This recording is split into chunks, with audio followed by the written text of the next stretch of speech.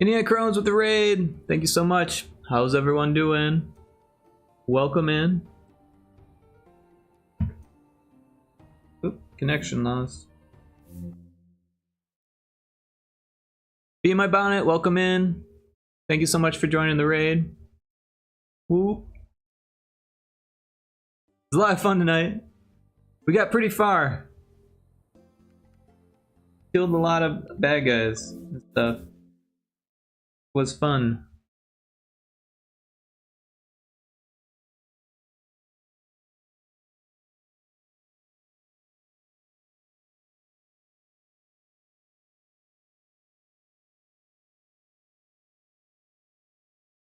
Alright, let me get some music going here. Pull up GB Studio.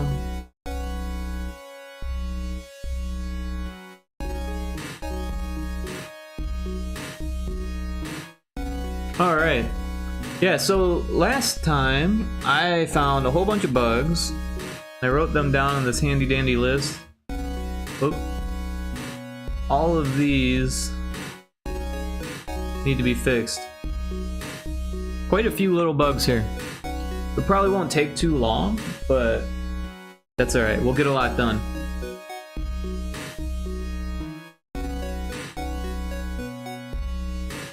Alright, so this has been bothering me. For some reason, one of the cutscenes is off just by like a tiny bit, and I'm not sure why that is.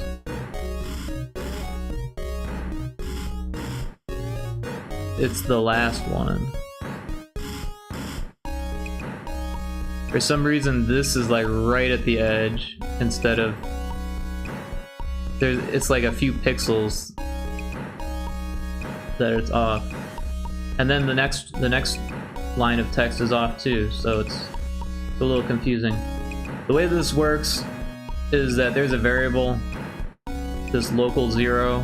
If it's equal to 0, then it moves to the player to there from the start, which is like over here somewhere, and then the next time it moves it to there. So it's moving 20 each time, but then here it's not moving 20 because 49 plus 20 is not 70. So that's the issue. Although it looks like 49 shouldn't be it either.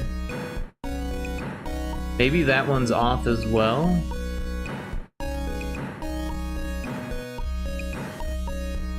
It's a little confusing because it doesn't show you where the player starts.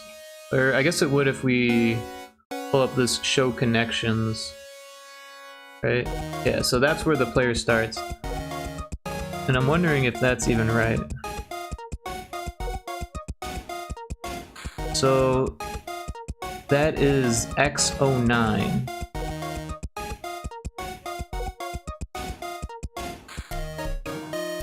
So X29 is 20.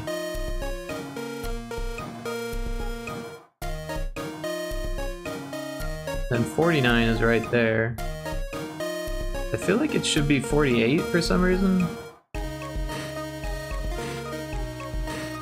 I don't know.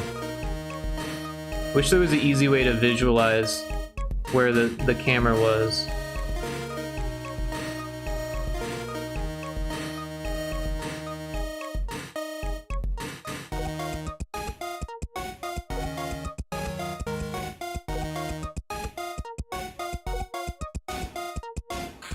But you can see there that it goes too far. However,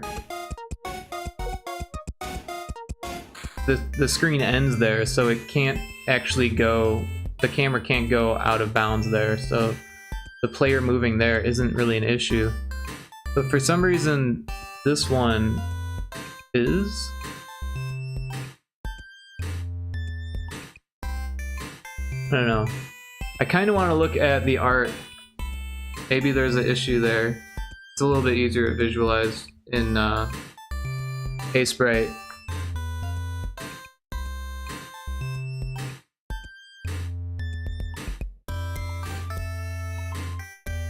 So we've got cutscene Dragon Lord. Right? Alright, so yeah, this is the one that's actually in the file, but I've got an A-Sprite file that contains all of them, which has these lines. Yeah, so strangely enough, the line is like right here in the game, and I don't know why.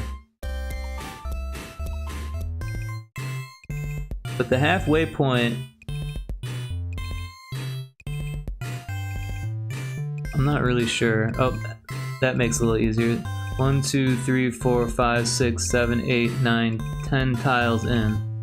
So that starts at 0, so this should be 9.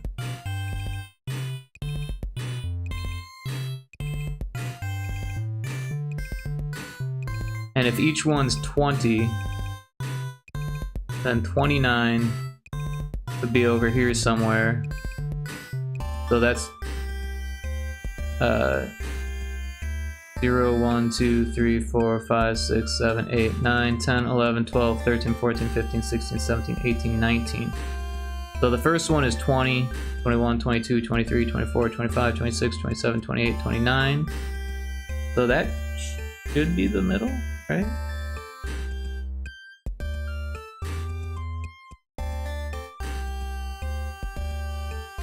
So 30, 31, 32, 33, 34, 35, 36, 37, 38, 39,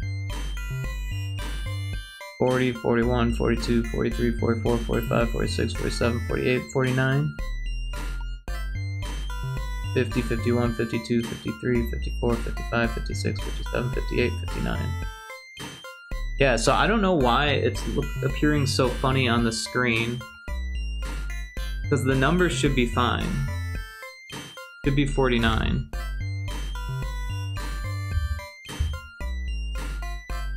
Oops, everything's moving slow.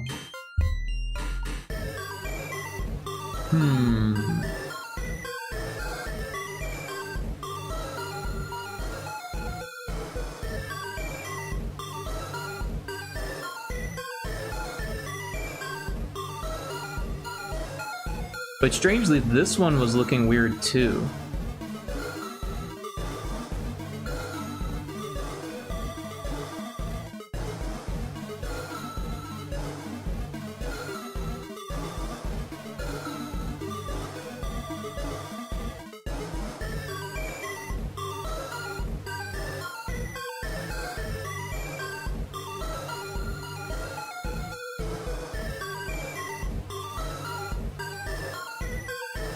So, local 0 starts at 0.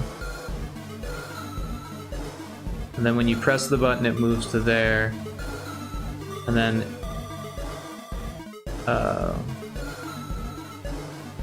every time you press the button, it also increments the local 0 by 1.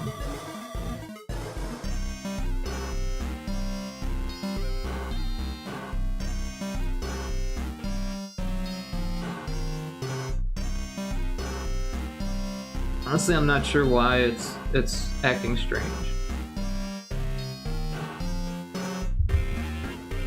We can set this to 69 because that's where it should be, but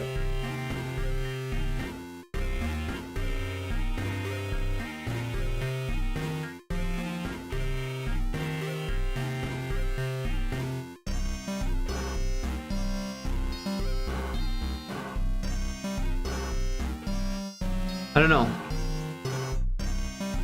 Let's test it and double check things here.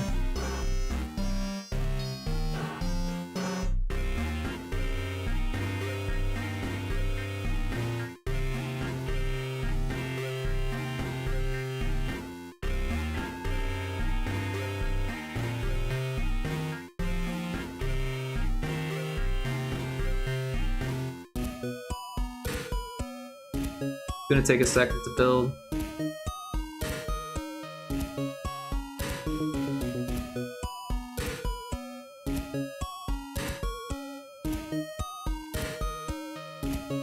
Oh, did my category not change? Weird.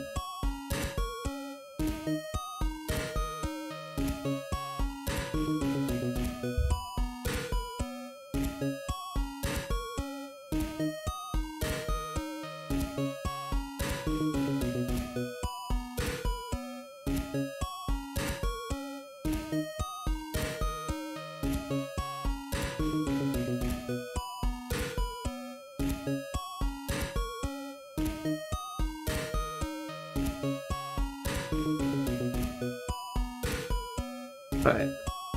That should fix that.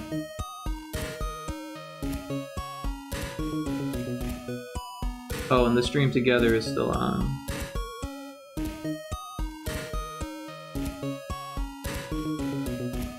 That should fix that.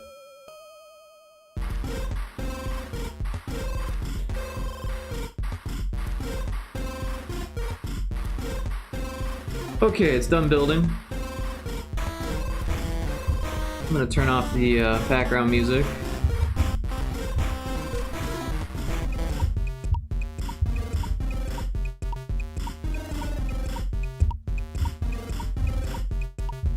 We're gonna warp to World 4. The boss dead? No. Boss enabled? Yes. Choose level? Yes. What level? 160. And I'm gonna pause it. I'm gonna hit the button and then pause it. Oh, that didn't work. Did I hit the wrong button? No, I hit the right button. Let's try that again.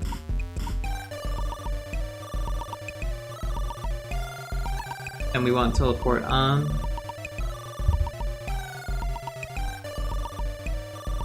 Right, it didn't pause it in time because all that stuff is still there. But that's not actually a big deal.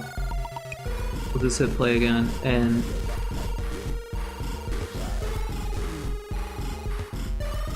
weird how it's going so slow. But yeah, we'll just find the what was it? The level, player level, and we'll change that to 200. That should be good. Alright, and we'll warp to the boss here. Should be somewhere over here somewhere.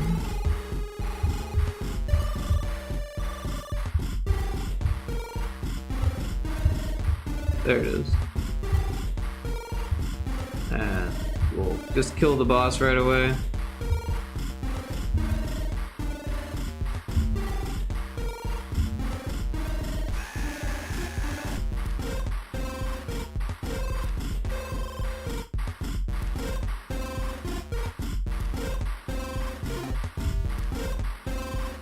Europe, what'll it be? We're going to cast at the 3rd.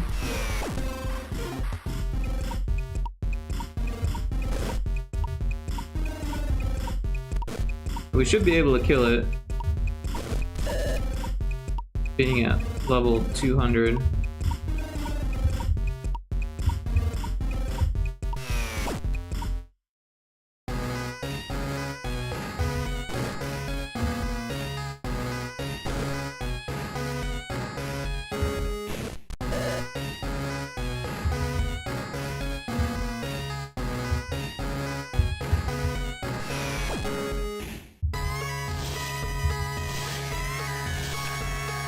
Alright, so now we're gonna see the cutscene here, and you'll see the bug that I'm talking about.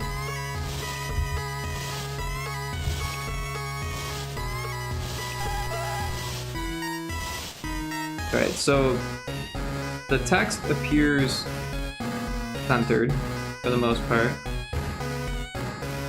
and then it's not anymore.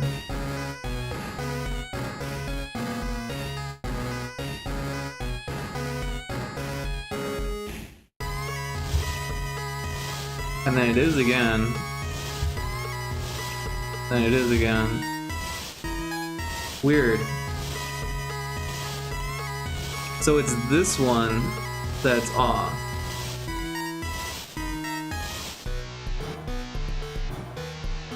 There is a wild bedlam in chat.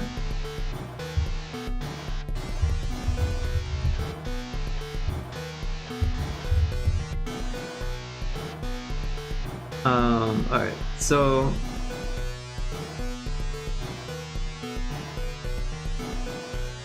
maybe it should be 28? Or no, maybe it should be 30, right? Because then it would go one over.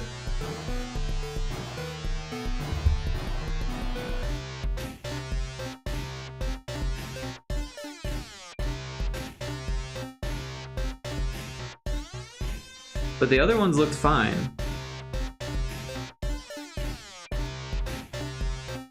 I don't know, all we can do is try it again.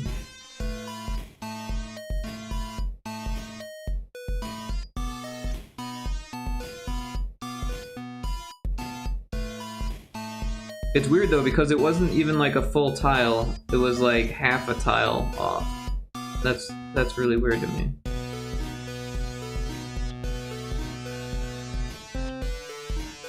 And I feel like it would have the same issue on each of these.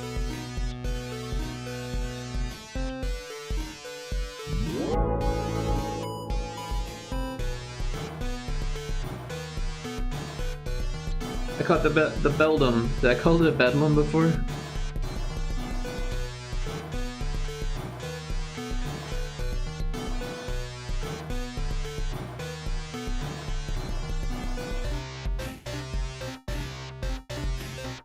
I think technically we could leave these lines in as long as they were like not on this side of that line, which they're not. Although we couldn't have them here. And we'd need to make them a color that it can actually understand, because this bright green doesn't work in GB Studio. It just thinks it's this color. So I guess technically it would work.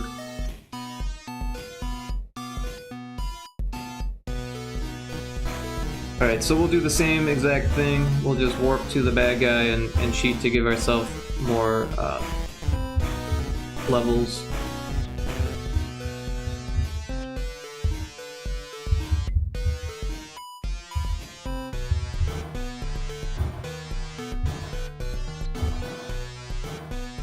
Doesn't really matter because we're gonna cheat anyways. And then turn the teleport on. We'll go into GB Studio and change the debugger here. Player level 200. Let's get crazy with it. Let's go 250 this time. You know, let's go 999. Let's see what happens. Might break some shit, but it could still work. Because we'll technically have over 1,000 health, so it probably won't look right, but it should work still.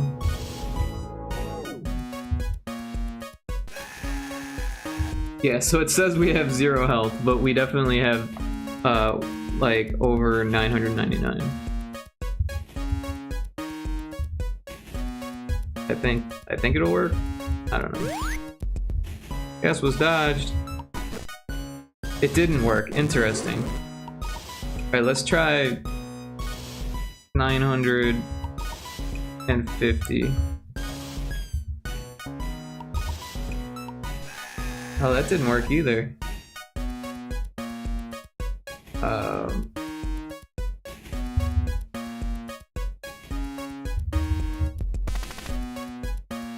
Let's try this again here. 250.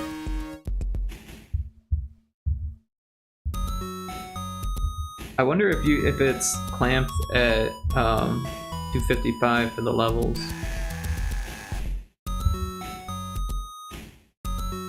Interestingly enough, it's not giving me any health.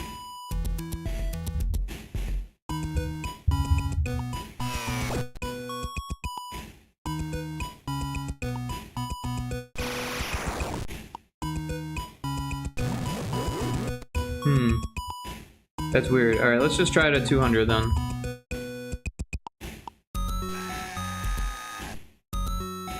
Huh. Alright, let's just change the player health.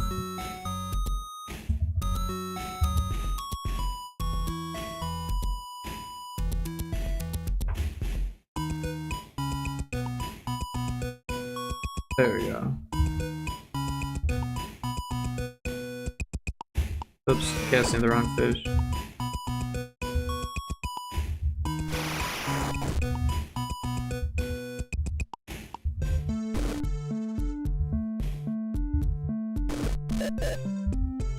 Who is my daddy and what does he do?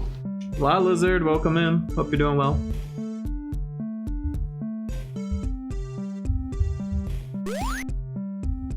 Dodged.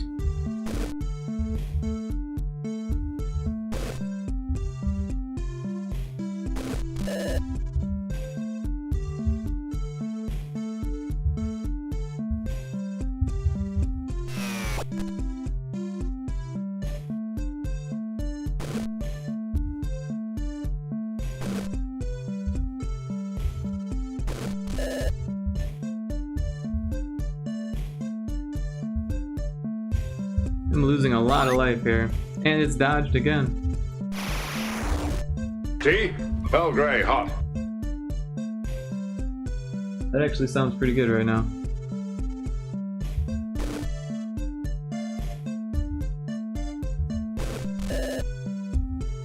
Come on, let's go to the stoning. Alright. Alright.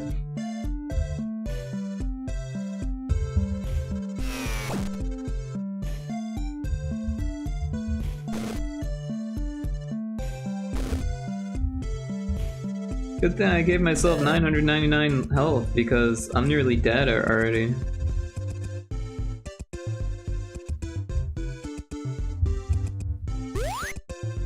And it missed again, jeez. Just terrible RNG this time.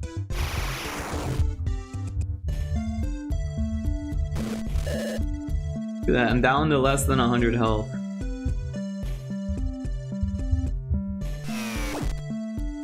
Finally, it's dead.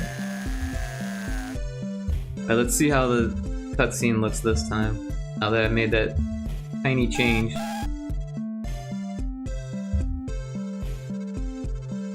So it looks better.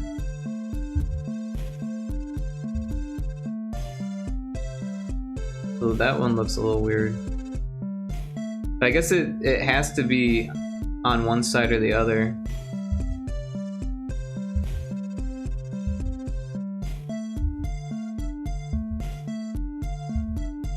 Alright, so we fixed the bug. We'll just leave it at that. Alright, let's get that list out. Let's throw an X in front of it. Alright, so then boss 4, claw 2, crit, didn't deplete brace. Also the claw splash is in the wrong position. Let's fix those.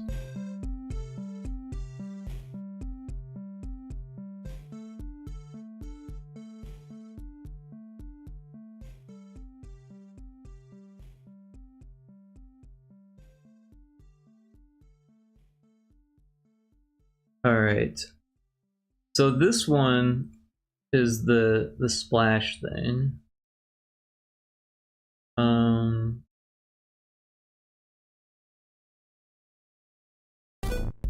Oh, interesting. Yeah, that's not a position we want it to be. Oh, this is a different bug. I was looking for this bug earlier and couldn't find it. But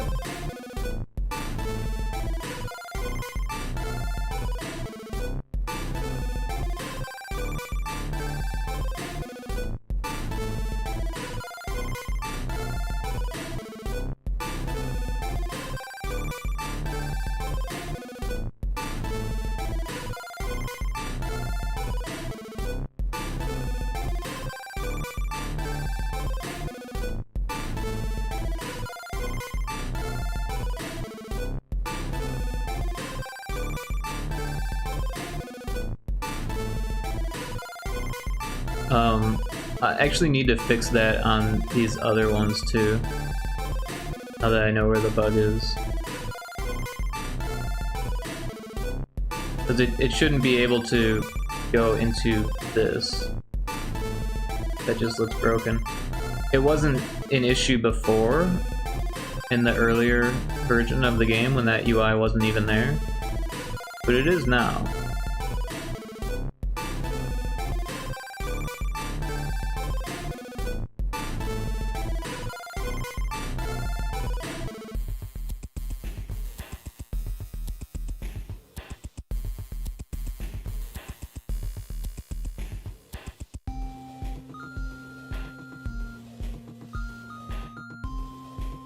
I wonder if it's like that on every single fight, to be honest.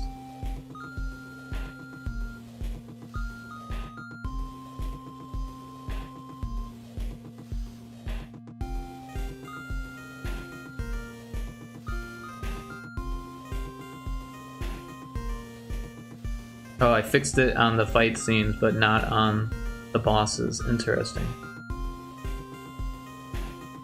Alright, so back to this. We go to this event group at the top, I think. Yeah, there's this enemy count 3. These are when they hit, right? So attack choice 1. Should be right there, because then it will cover this whole area.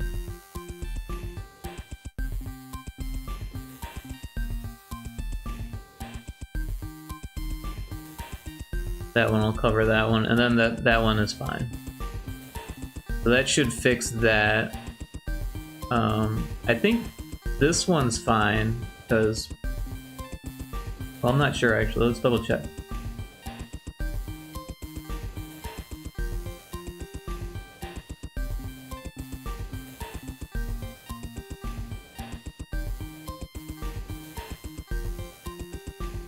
Yeah, we might as well move it over so it's like right on top.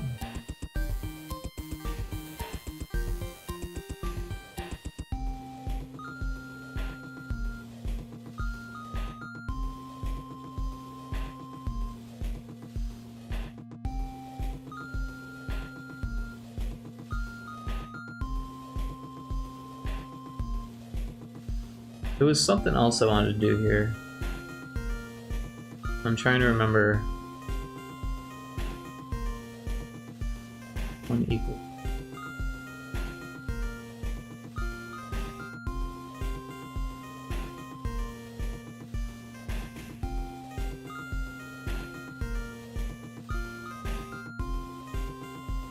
All it does is change the position.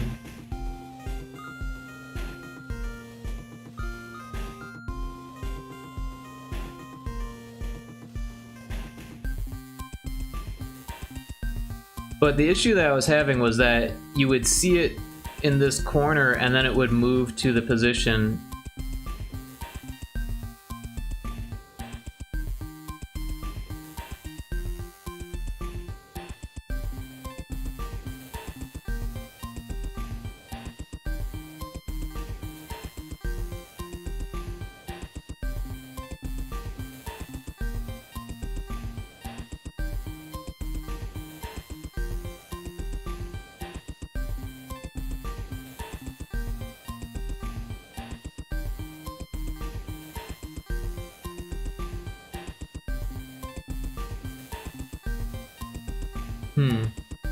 I don't know.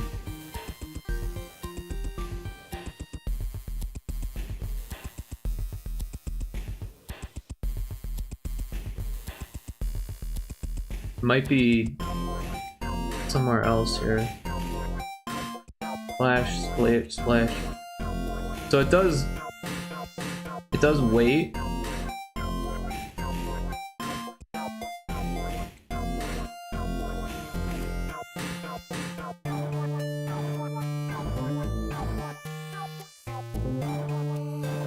But yeah, all it's doing is like flashing it. It's just activating it for 3.3 seconds and deactivating it here. So the splash is actually controlling itself using the update function. Basically, it puts it into the right position. But then if miss random flag equals 1, so if attack missed equals 1,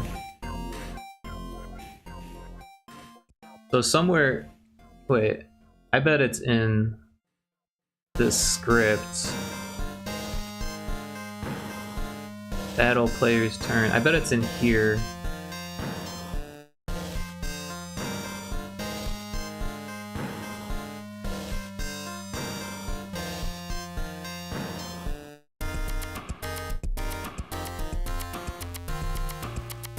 Maybe not.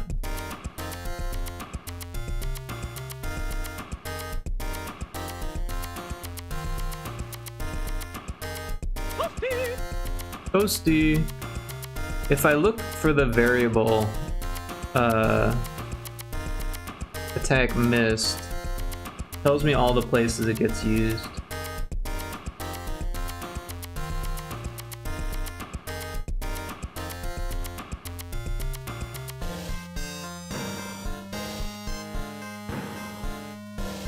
It doesn't like pinpoint them, unfortunately.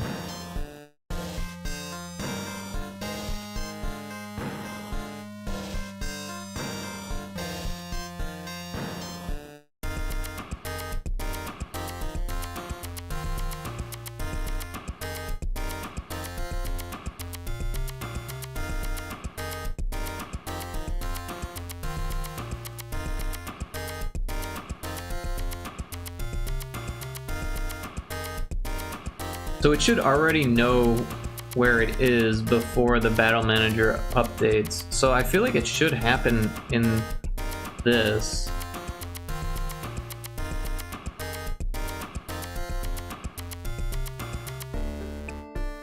I'm not sure where it decides if the attack hit or not. Has to be after this though.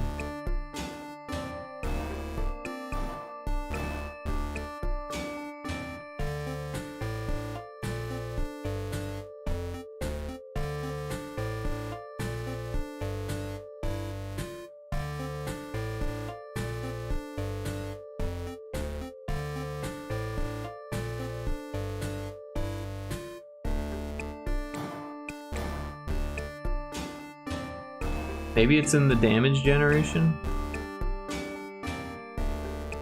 Oh yeah, look at this. Attack missed.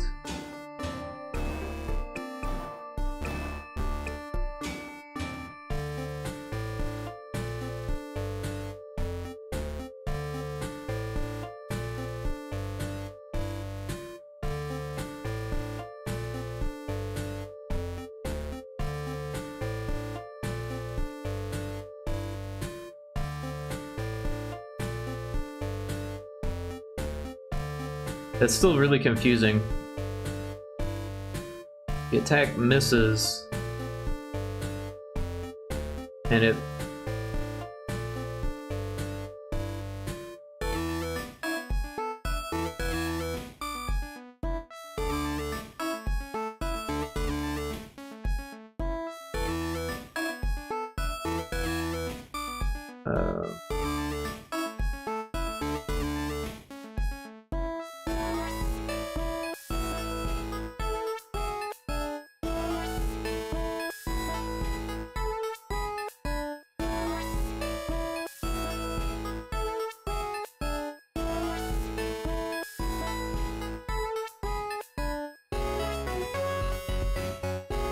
I feel like, if anything, it should be before this missed random flag, which I'm not really sure where that gets used, so let's take a look at that.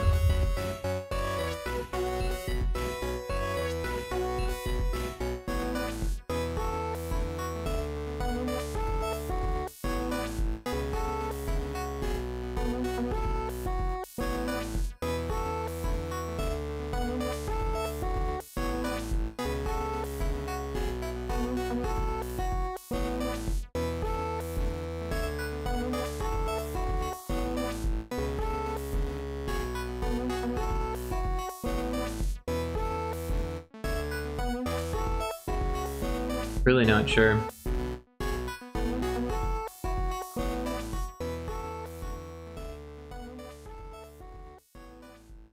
I think I'll just leave it because honestly it only happens every once in a while. It's a little ugly when it happens, but it's not like the end of the world or anything. You need to fix those other splash in the wrong position things.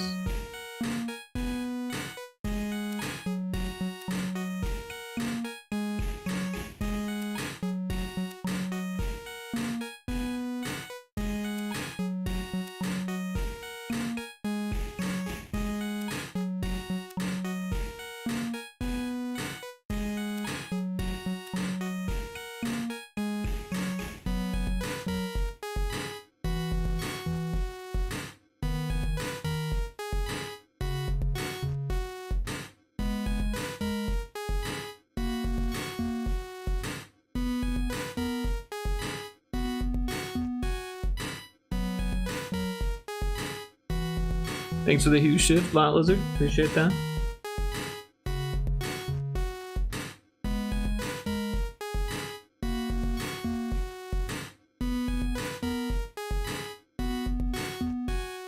So that should do it for the boss splashes. However, the brace is still getting depleted from Claw 1, or Claw 2. Every time Claw 2 attacks. So let's take a look here. This is enemy 1. We want enemy 2. So here's enemy 2. So if they crit,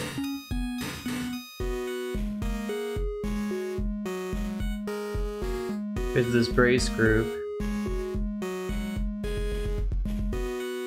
Brace points equals 0. Brace use count equals 0. You're no longer braced. Let me reread what the bug said. Boss 4 Claw 2 crit didn't deplete brace.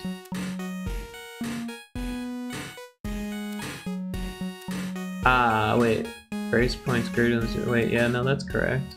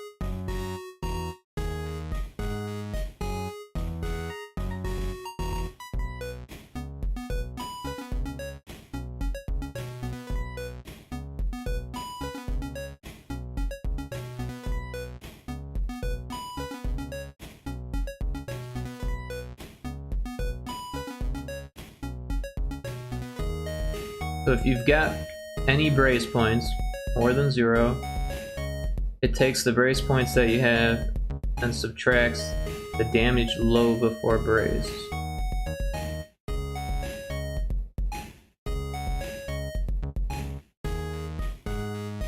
If you have more than 0 brace points after the subtraction, it says how many brace points you have left.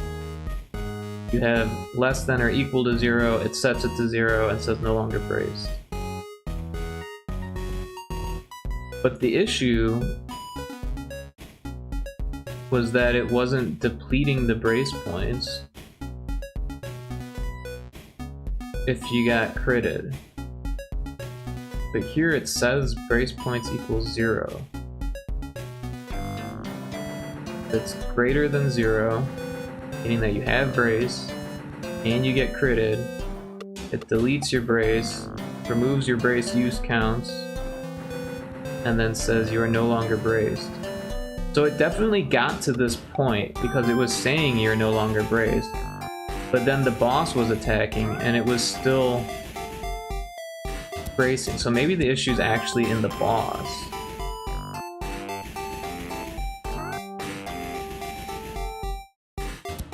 So that's the brace group for the crit.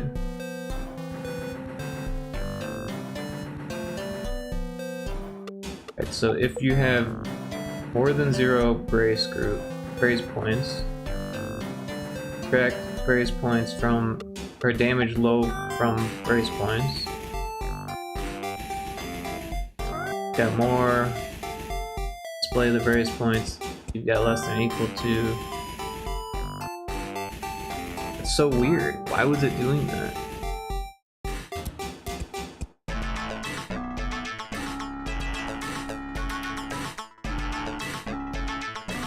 Alright, so maybe it has something to do with when it sets this stuff.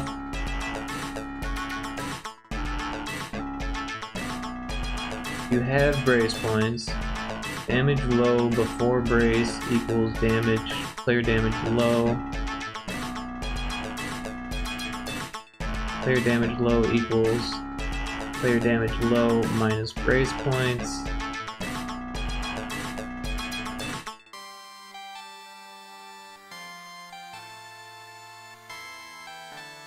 So player damage high is your crit damage, and player damage low is your regular damage. So this is subtracting the braze points from that damage. But it's also finding the damage before it subtracts that.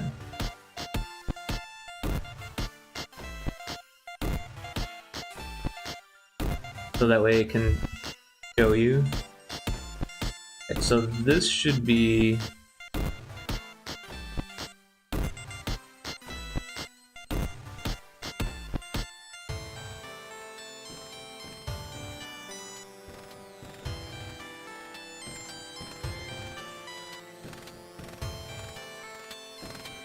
the claw.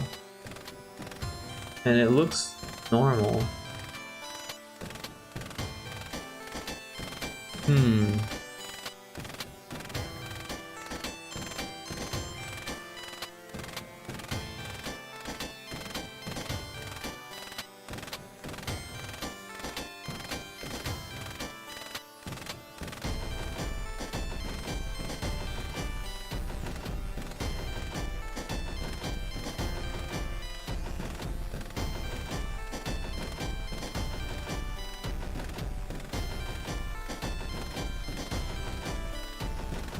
Take a look at this one. That one looks good too.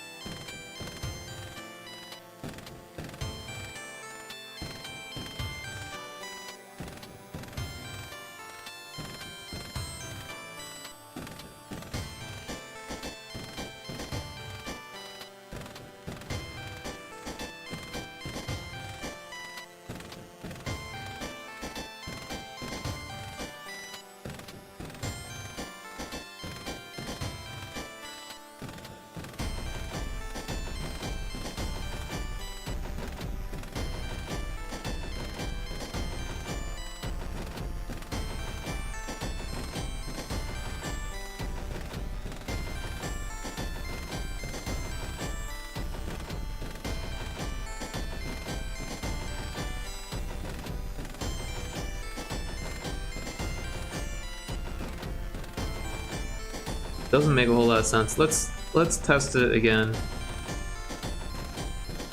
Like, I remember testing it numerous times. I know it's an issue, but like, let's just double check it.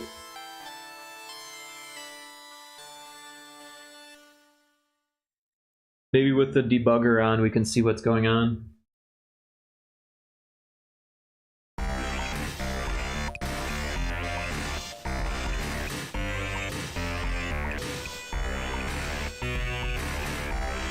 There's a fur-fro in chat.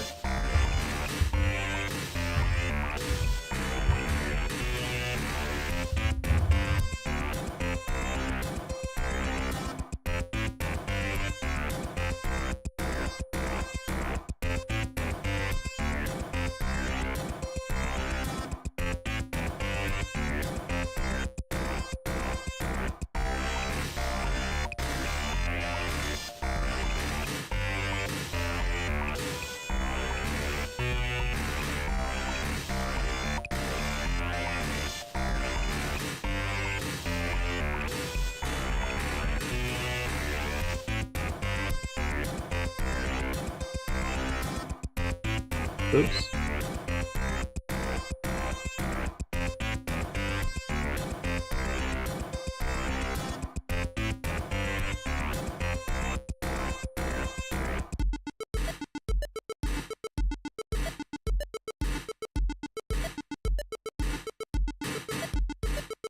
Sorry, I broke stream avatars. Had to reset.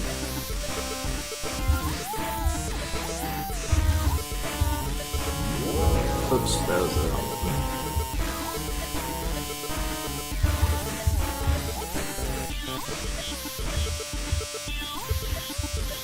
Alright, gonna skip to World 4. Boss dead, no. Boss enabled, yes. Choose level, yes. What level? 160. Teleport on.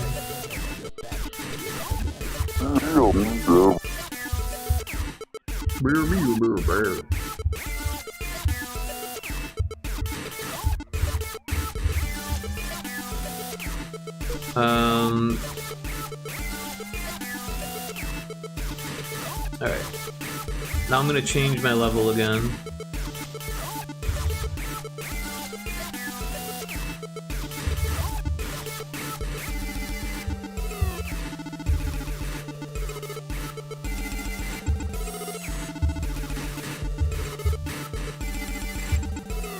And we're gonna look at our brace points.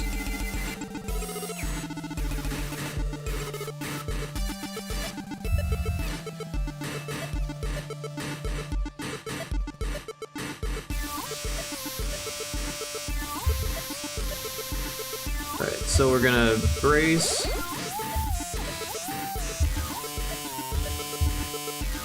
And now we have 201 brace points. Left claw attacks, players attack for 0, down to 152, that's correct. Right claw's attacking, player attack for 0, down to 103. It's critical damage, players attack for 0, you are no longer braced. So that all worked fine, but what was happening was the right claw, the second claw was critting, and it wasn't depleting my brace.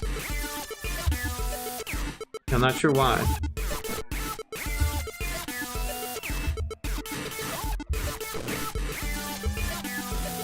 So we're just gonna have to keep bracing until the right claw gets a crit, which is a little obnoxious, but...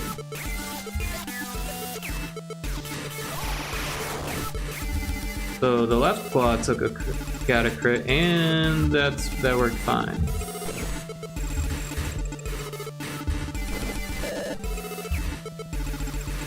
Alright, let's keep trying this. I might cheat next time the left claw gets a brace, though.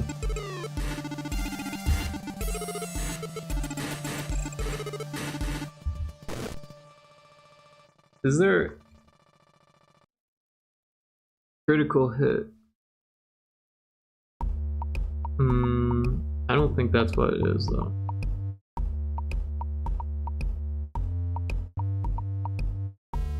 I mean, we could try it, but I feel like that's not gonna do it. Let's try it here. Oh, it did work. Interesting.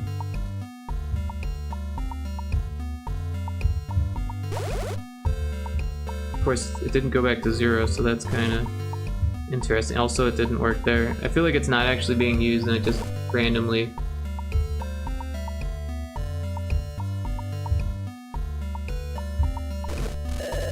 Yeah.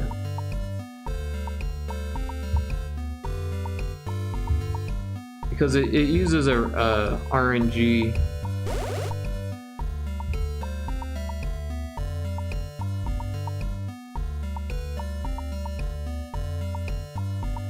And I'm not sure which one it is. There's a whole bunch of them.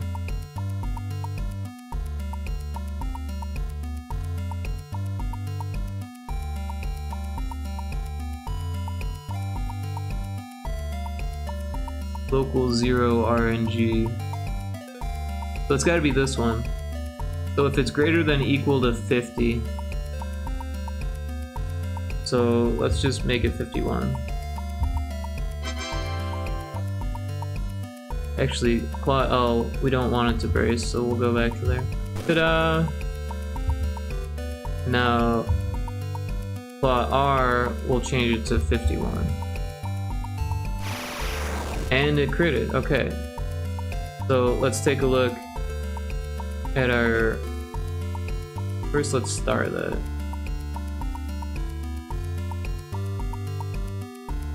And then our brace points are at 206. Player attack for 0. You're no longer braced. Oh, they did go back down to 0. Okay, so what happens next? Player attack for 0, even though we have 0 brace points.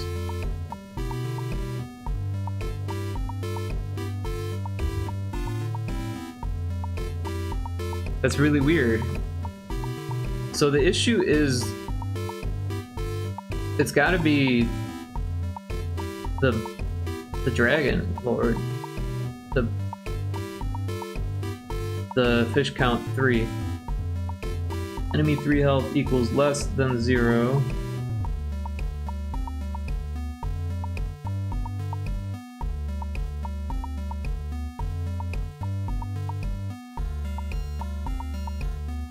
Or greater than 0, sorry. I was like, wait, why is it less than 0? I just read it wrong. Greater than 0. And there's your crit attack. Let's look for a normal attack, because that was a normal attack.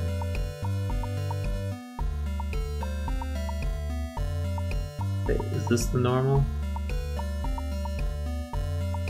Yeah, so this is the normal attack.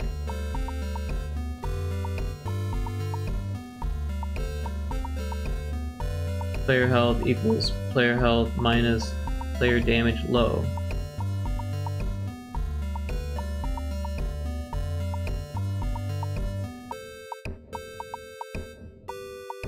If brace points is greater than 0, which it's not, it's at 0.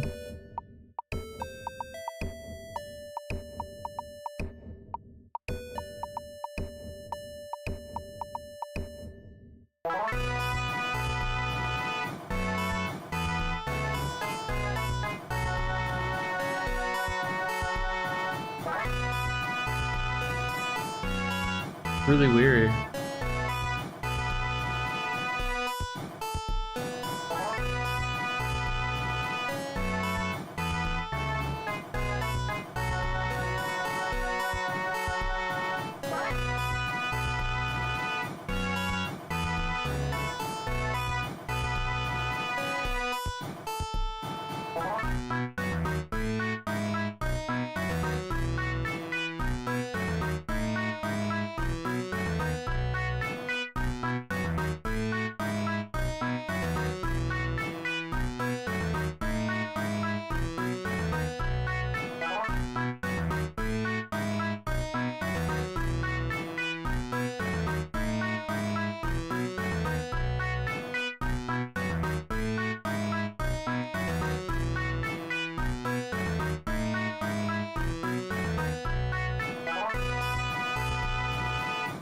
So it shouldn't even hit this, because our brace points are less than 0, or are equal to 0.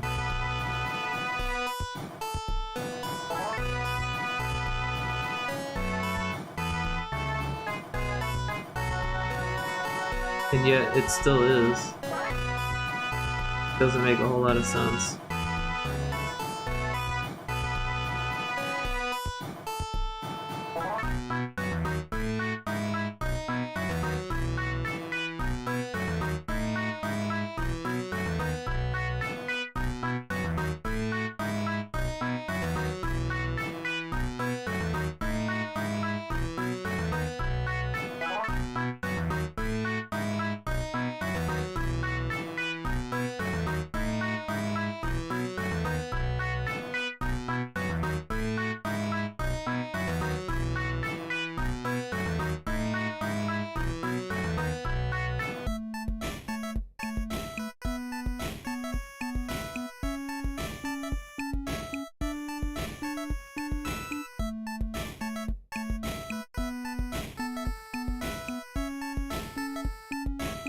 A little weird that it plays the enemy attack and then boss attack, but I guess that is how all the bosses are.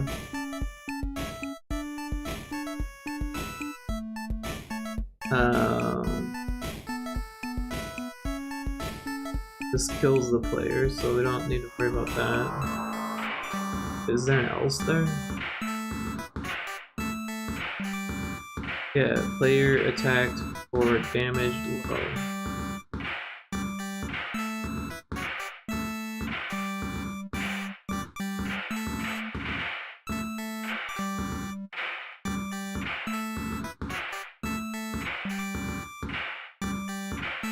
But somehow that's getting changed to 0? Alright, let's watch that variable as well. Player damage. Alright, let's try this again. So, we brace.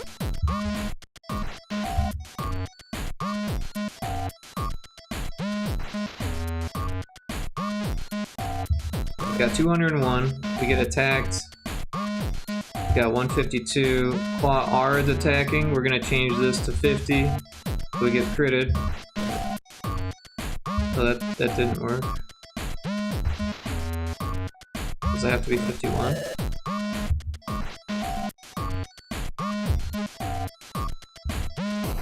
We're gonna brace again.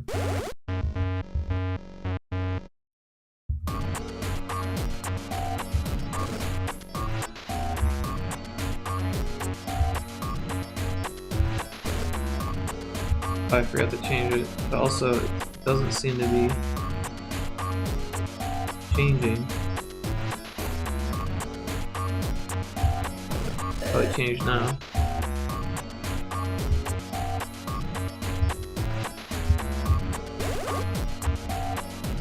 I think the brace is clamped to 255, which is not correct. I thought I fixed that.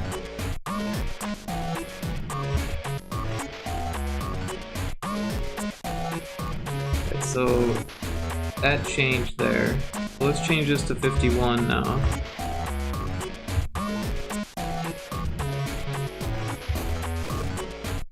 And that did not work.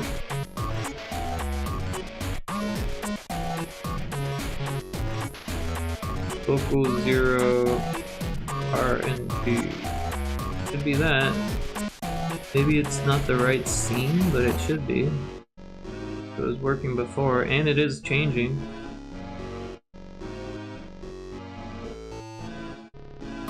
Oh, it changed after the fact. Okay.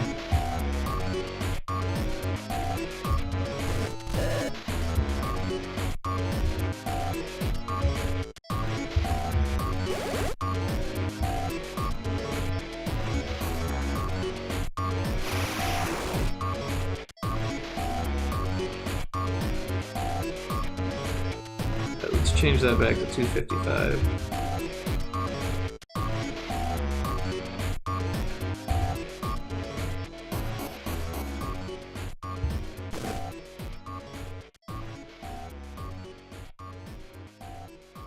I can't seem to get it to change beforehand, so I can't control the crits, unfortunately. I can give myself infinite brace.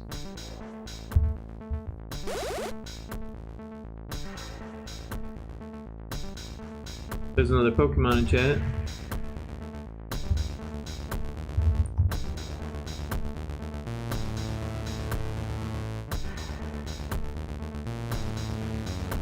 Lot Lizard, you're a purple Pac-Man.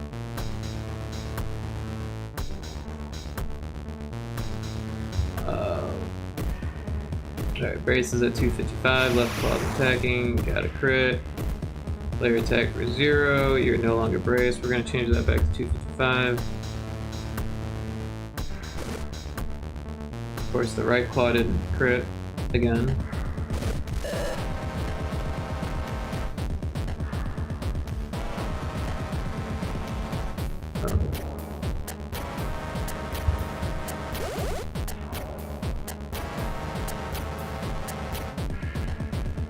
Now you're a red mage.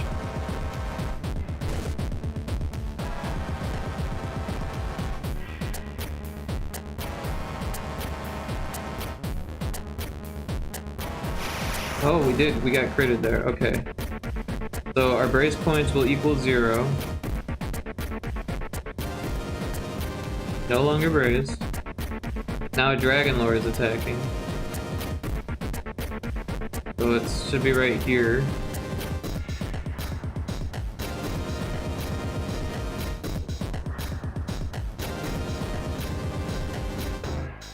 Just checking something really quick. Set the fish stuff to 40.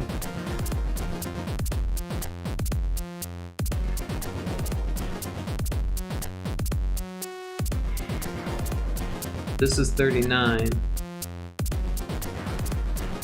So when it ran set player damage, it should have changed this player damage low. Let's take a look at that script and see what it isn't doing here. So, wait a second, there is no 40. There's only 39. Well, that's fucking confusing as fuck. Alright, so this is a tentacle. This is the first boss. This is the second boss tentacle. This is the second boss. Then this would be third boss tentacle, and this would be the third boss.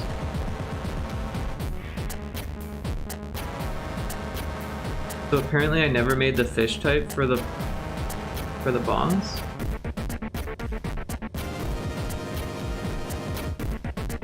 I think that's the issue, but let's make sure we're doing this right.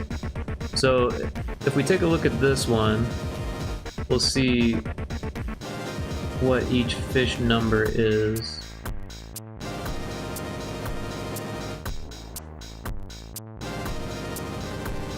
This is the player's turn. We want the enemy's turn. Alright, so fish type 37 for the tentacle.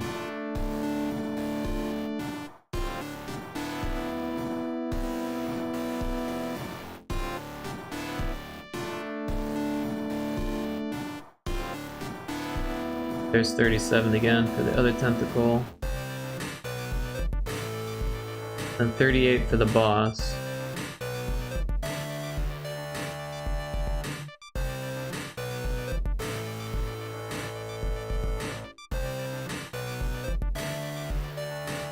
So this is a boss, this is a tentacle, this is a boss, this is a tentacle, this is a boss. Why is there... There's numbers missing here. Let's go to the start.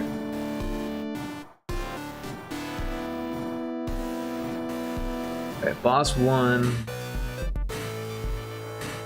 I clearly made a mistake, but I'm getting to the root of the issue now. So I want to make sure that I get it right. Alright, so 33 is a tentacle. So 34 should be a boss.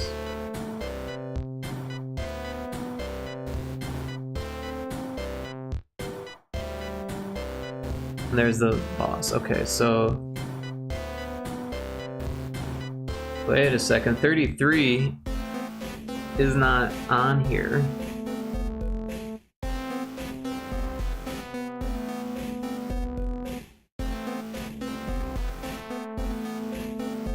And this one only goes to 31, which is a little bit confusing. Why is there like a gap also, right?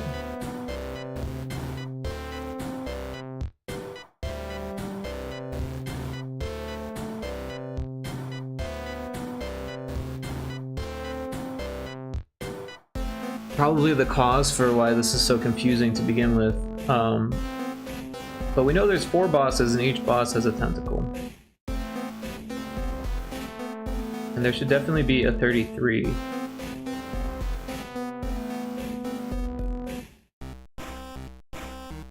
So let's just make a 33 and a 40 and that should fix it.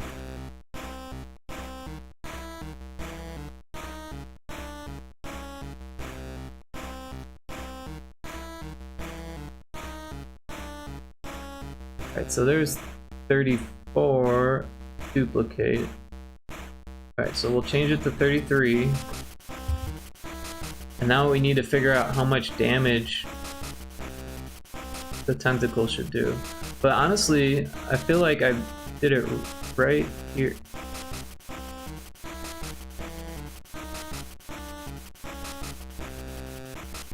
Oh wait, I see what's going on. Okay, so there is a 32 and a 33.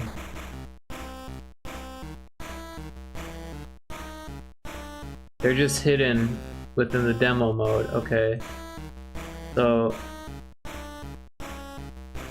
Wait. We don't need this at all. 32 is a tentacle, 33 is a boss, 34 is a tentacle, 35 is a boss, 36 is a tentacle, 37 is a boss. So it should be 38 and 39, not 39 and 40. That's the issue.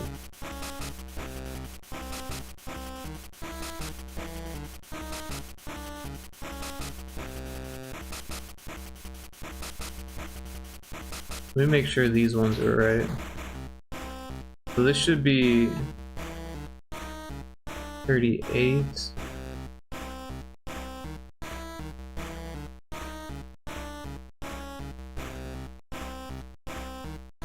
$37 and 38. Right, so boss 1 tentacle, boss 2 in tentacle, boss 3 in tentacle. It should be 36 and 37, not 38 and 39. So I think that's where the issue started.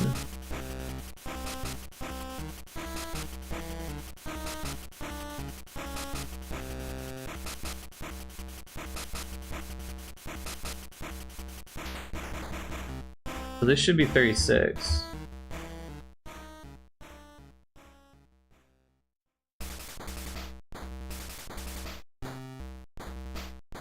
This one should be 36.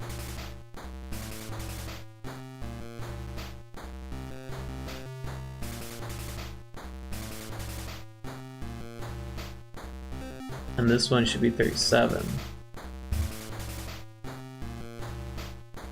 Alright, let's see what boss 2 is like. Make sure that it's not all messed up.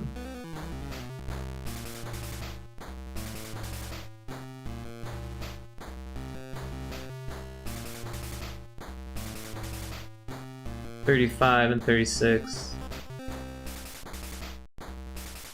Why is this so messed up? I think I went through it too quick. It should be 34 and 35, not 36. 35 and 36.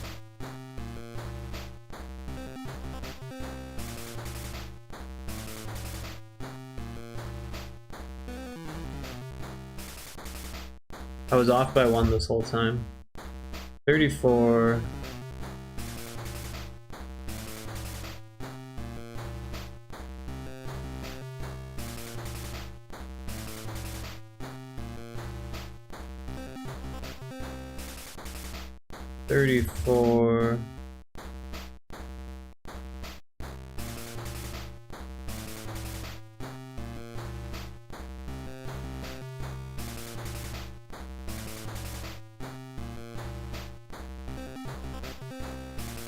Then 35.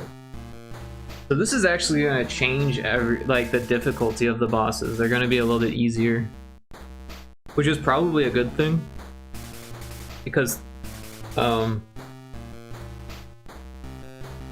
amount of damage they were doing was kind of getting out of hand, and then it got broken at the end.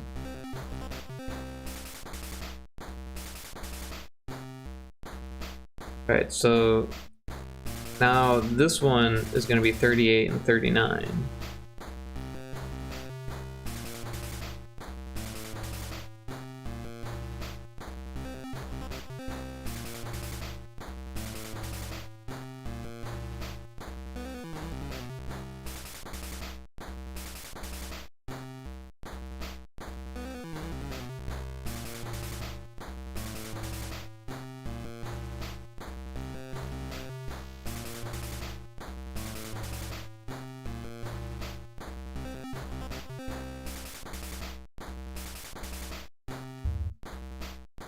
Yeah, so what was happening was, it was telling it that the fish type was 40, but there is no 40 fish type, so the damage low was not being reset. And since the last time you got attacked, it set the damage low to 0 because of the bracing, it was still at 0. So what was happening if you weren't braced was that the damage for the boss was the same as the damage for the claw because it wasn't being reset. Or it wasn't being incremented. But the thing is that the claw was doing the amount of damage that the boss should do anyways, so not only was the boss doing the right amount of damage, but the claw was also.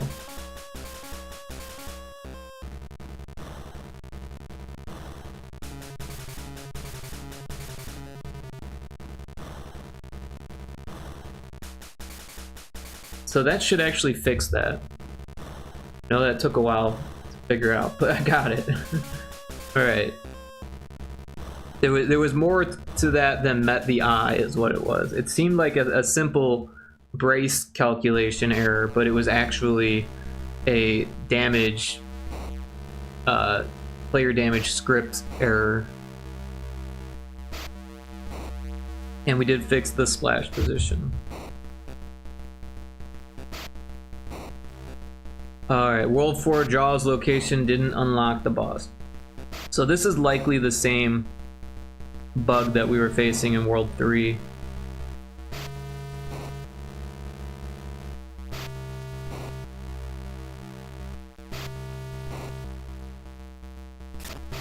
We'll head over to World 4 and we'll look at the clam in particular.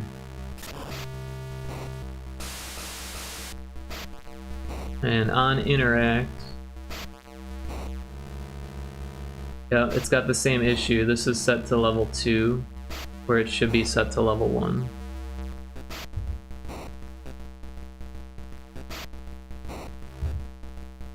Because there is no level 2 for the max explore points. And as far as I know, all the other ones should be fine. But I should double check. The thing was is that I copy pasted from before. Like I made the error and then copy pasted it.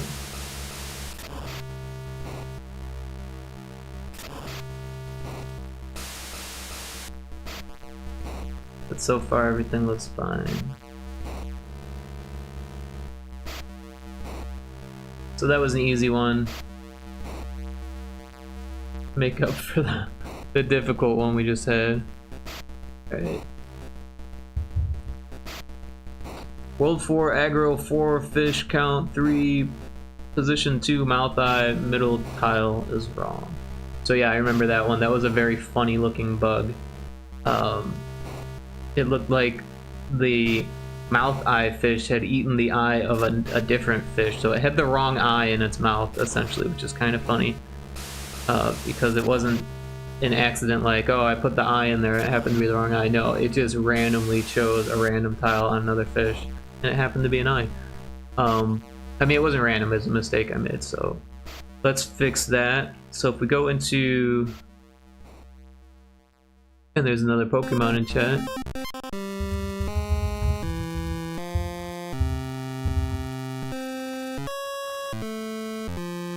If we go into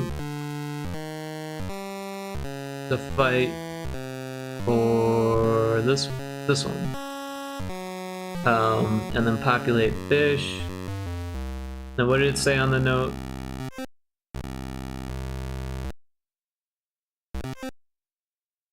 Fish count 3, position 2, mouth eye. So if we take a look at our fish, the mouth eye is the second fish. And I've actually got the number of it written down here somewhere. Type number 29. So count 3. So there's count 1, there's count 3.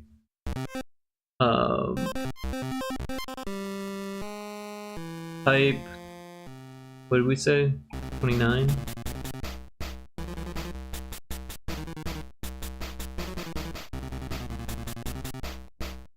Type 29.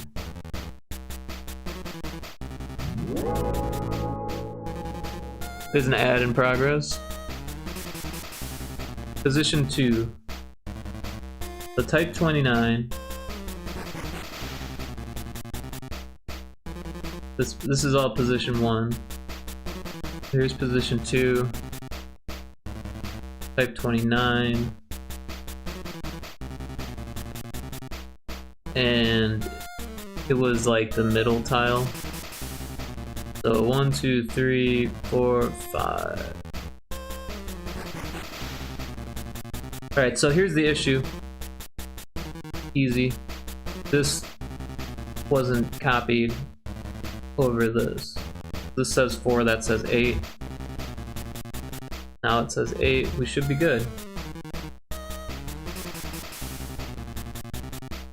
So easy to fix, hard to find, and easy to accidentally do.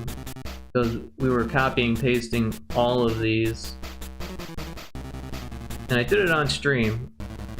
And it was a very tedious task. It took hours and hours. So I was bound to make mistakes.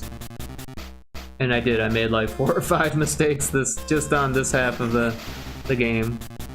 There were like 3 or 4, or probably more, on the first half.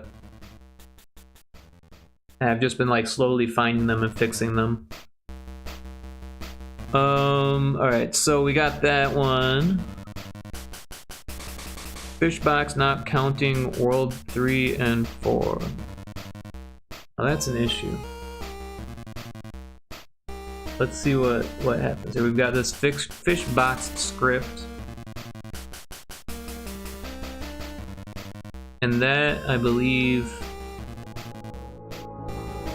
is not what we're looking for. We want this fish quant one. So, there is a second script for the fish quant.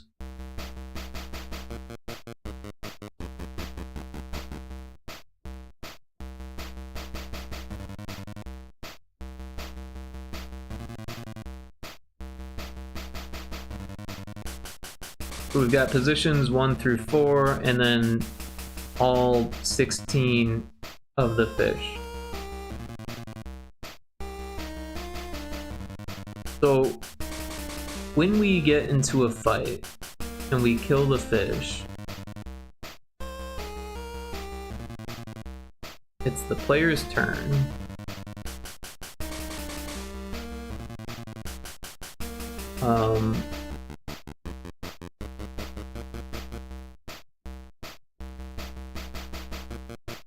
Well, first let's take a look at this. If we go into add fish quant 0, so if worlds unlocked is greater than 3, add fish quant equals, or call that script. So what this would then do is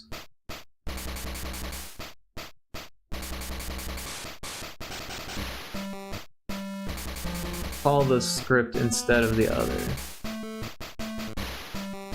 So let's see what this does. It checks to see if the position number and the type is that. So 16 is unique to world 3, 24 is unique to world 4. It's not an issue if it runs this script after this script on the earlier levels. But I think the issue is that this world's unlocked isn't actually what we want. I think what we want is overworld level int. I think that's the issue. Because I don't think I ever used that overworld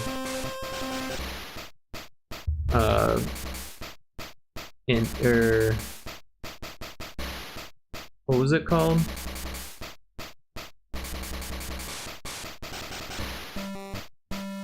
Unlocked? Worlds unlocked. I don't think I used this world I did.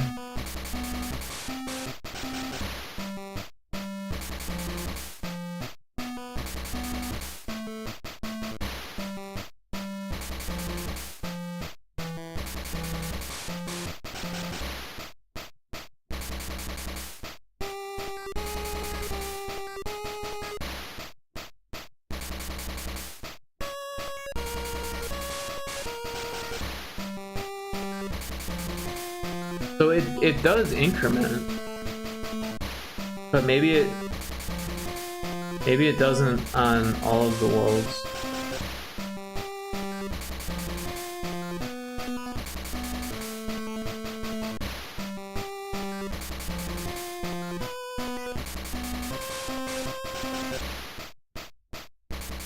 But let's just try and see if what I did fixed it, because I think it will.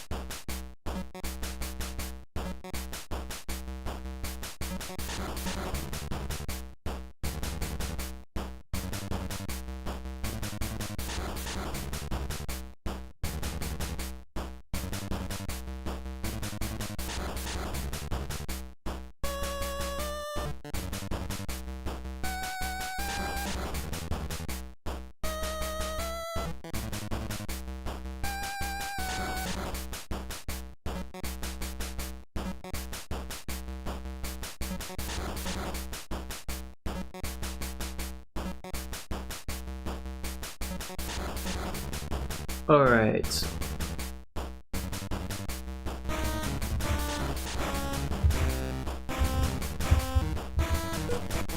Turn off background music. Warp to world 3. Doesn't matter if the boss is dead or not. We will choose a high level here, so that way we can easily kill the fish. Teleport doesn't really matter. We just need to get into a fish battle, catch a fish, and see if it is caught.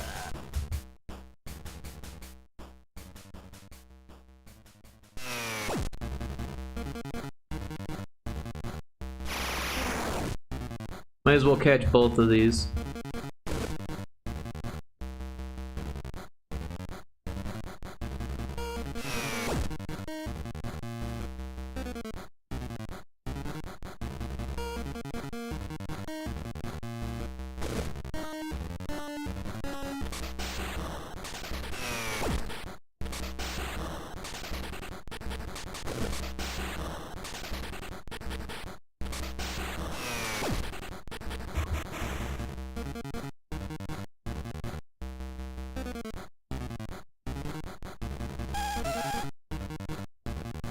Alright, so now if we hit start, go to caught. It says we've caught 2 fish, but will it show them in the fish box? So this is level 2, level 3, yeah, and it's not telling us that we caught them. Because it was one of those and one of those.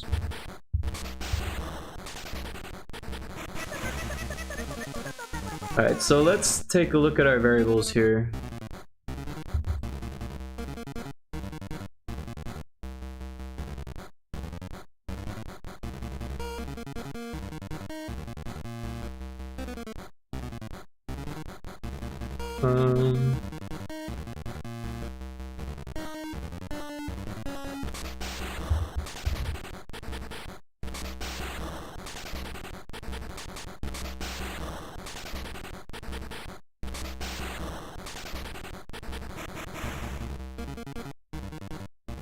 It's clearly telling us that we haven't caught any fish.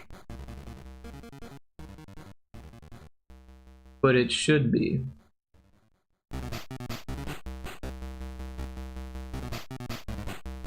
What number were these? Let's see. Blinky is 17 and Gabo is 18.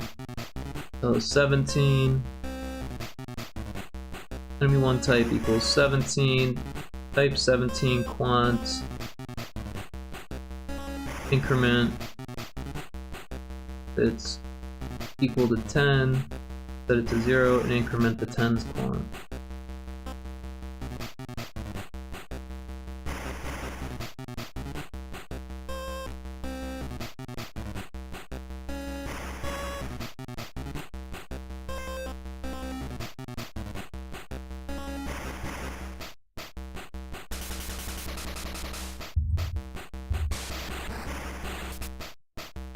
Oh, this has to be 2.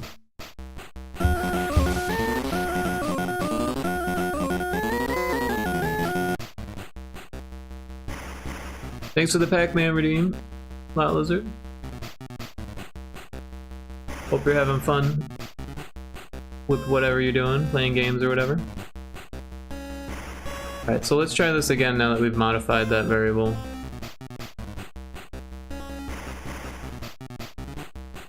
I guess, yeah, let's just start it again. I was gonna say, I guess we could just warp to level 4 and see if that works, but it's kind of ridiculous, because it should work on level 3 as well. But this was only set, or this was set to 3, which it should only be 2, because level 1 is actually 0, and 2 is 1, and 3 is 2, and 4 is 3, so it's a little bit confusing.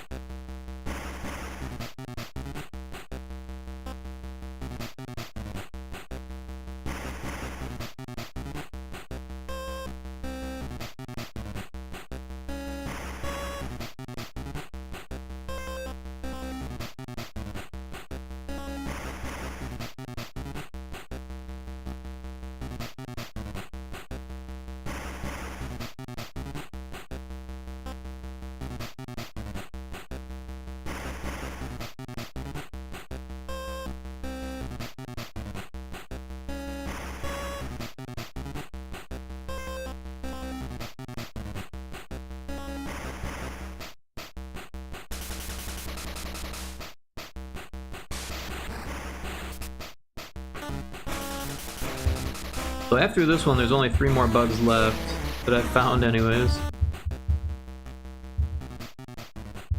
Alright, we'll go to World 3 again. Oh, it's dead, sure, it doesn't really matter. No, it doesn't matter. Choose level, yes. We do want to choose level 160 so we can easily kill fish. We don't need a teleport.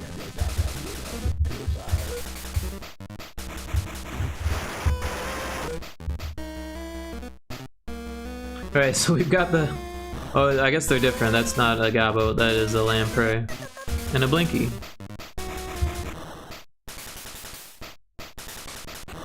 Alright, so... we're just gonna go ahead and cast.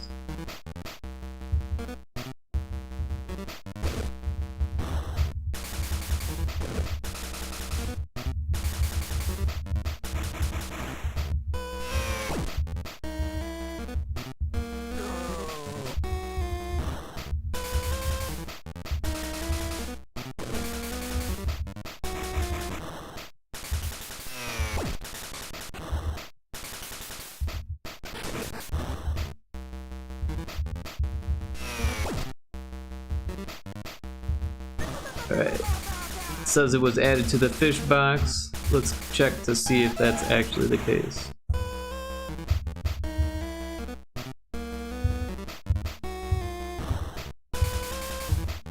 And no, we're not seeing any fish.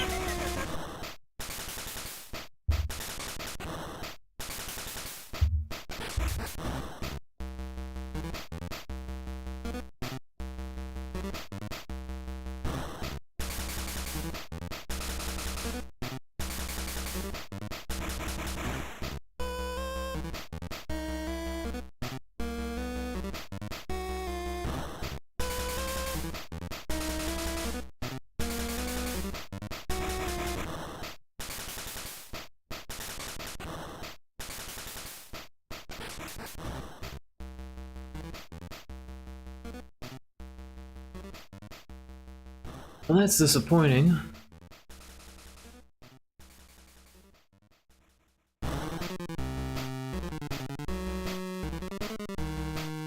So this is definitely happening. It's saying that, and then it's even playing the sound effect of the fish getting caught.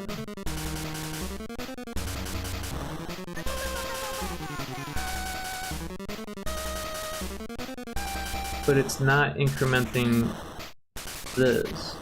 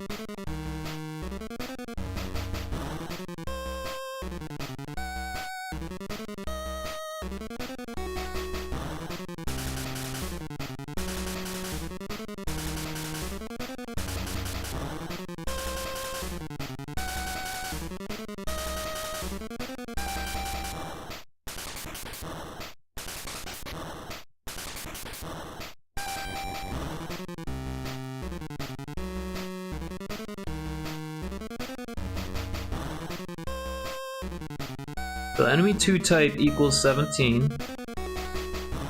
The caught fish position was 2 because it played the sound effect. Taco Crepe, welcome in, hope you're doing well. Oh my gosh, thank you for the sub. I very much appreciate that. 3 months, 8 months in a row. Wait, 3 months in advance? Holy shit, Taco, thank you so much. That is very, very kind of you. I hope you're doing well. Everyone should check out Taco Crib stream. They're a fantastic pixel artist.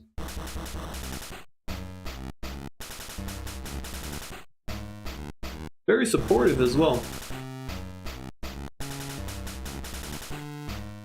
You excited for that game jam?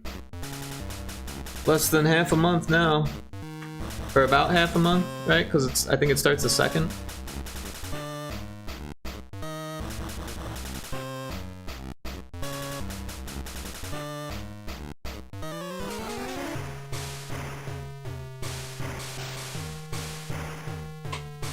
Yeah, we're debugging Demon Fish Dead Ahead still. Heck yeah! Awesome, glad to hear it. So for some reason, when we catch the fish, it's making the sound effect. So it's getting to this point, but it's not incrementing this, which is weird because it happens directly before it. Doesn't make much sense that it's able to get to here, but not to here.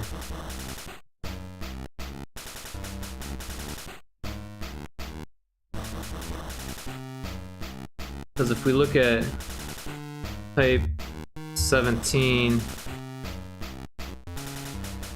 Oh wait, it does have it there. Okay, okay, so we're a step further than I thought.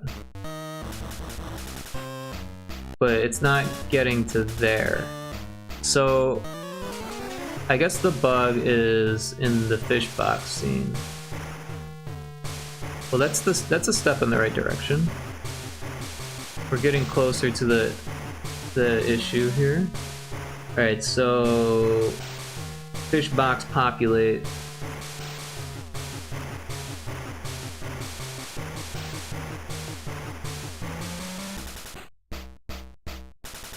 Alright.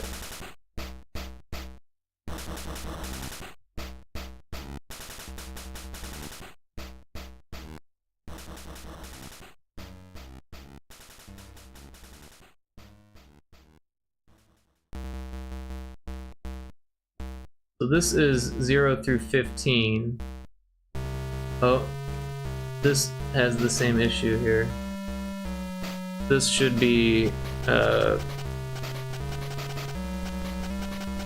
what was it? Level int? Overworld level int. This should be 2. and then it should populate the fish. Just to be sure, let's make sure.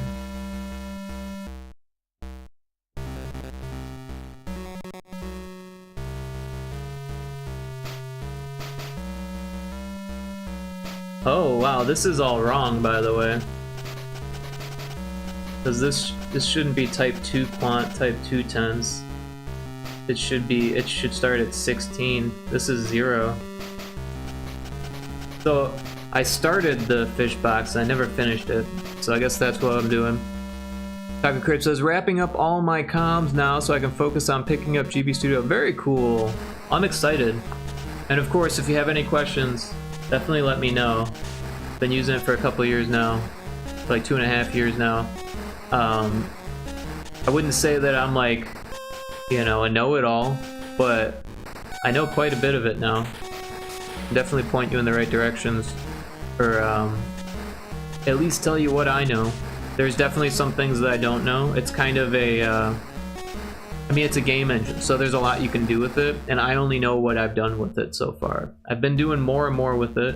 You know, I even messed with platforming with Pyrotoad. Of course, I didn't program that, but I learned a lot about how to do that from working with Johnny on that. Also, that was Johnny's first time using GB Studio, so he was kind of learning on the spot too. And I was answering questions for him as well. I've done an RPG, I've done an adventure type, like Zelda type thing.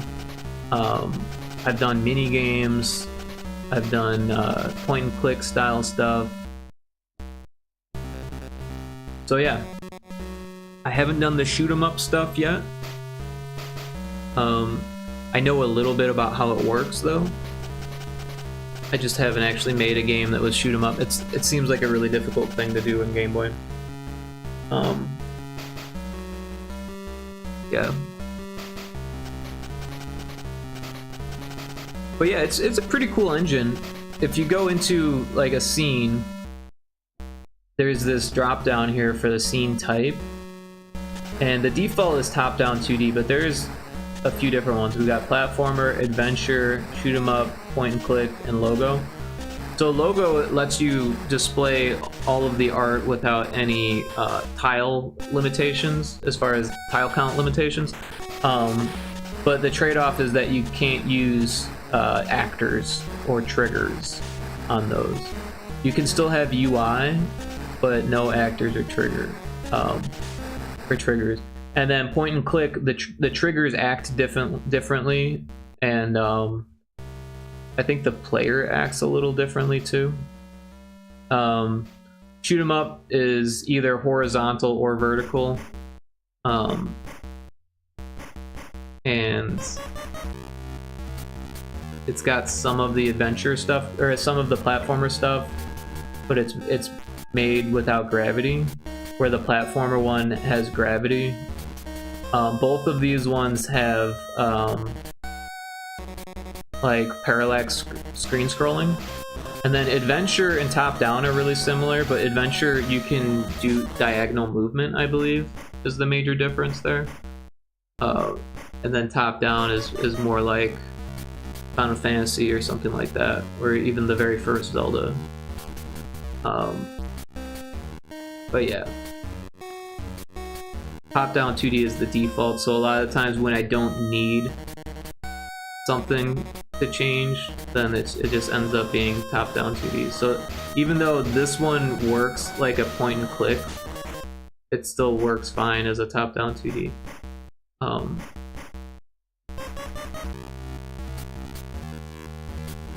Alright, so Fishbox.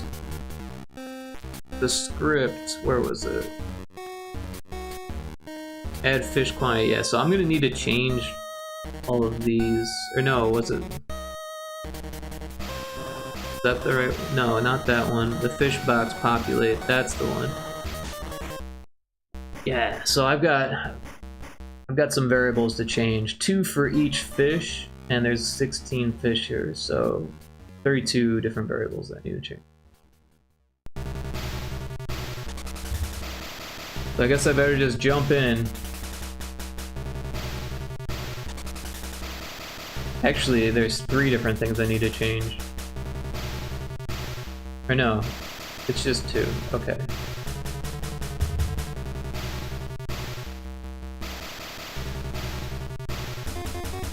And then the draw graphics should be the same.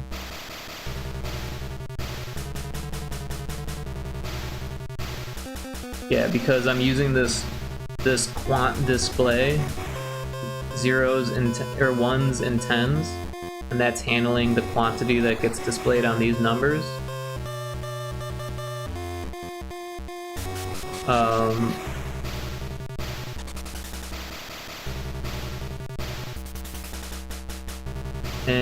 And I think I already switched out all of these because it's showing the right fish. It's just not giving us the right quantity. So I did half of the script. Queen Veronica, welcome in. Hello, how are you?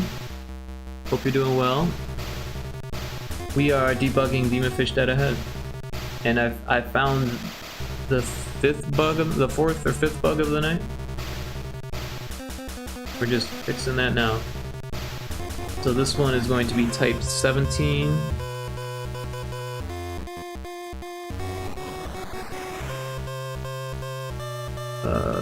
Type 17. There it is. I'm doing well. Good to find them now. Oh yeah, absolutely. Better me finding them than the players finding them. I've been asking some people to beta test it, but I've been holding off on actually providing the beta because I wanted to get it as bug free as possible. I know people are going to stream it and stuff like that, and I want to give them a good experience, you know, the best experience I can, make sure that I go through and fix it the best I can. I'm sure they're going to find new bugs, so I might as well get the ones that I can find out of the way.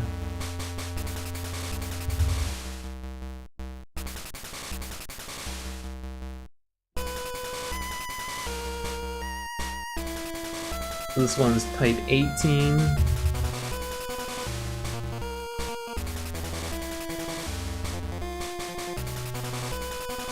Yeah, so what I'm doing here is I've got a variable for this number and a variable for this number. So we've got quant display 1s and quant display 10s. And then what I'm doing is I'm taking the number from the game's like memory of how many fish you've caught and making this number be the same as that number. But because I've duplicated this fish box populate 0 through 15 script to make the 16 through 31 script, I need to change those variables so they reflect the 16 through 31, where they right now they're still at 0 through 15. So that's what I'm doing here. This one's 18. Type 18 10s.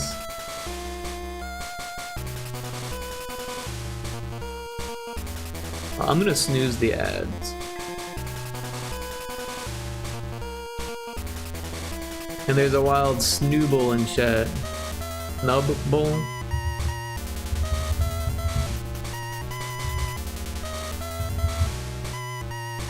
Alright. So that was 18, so this is 19.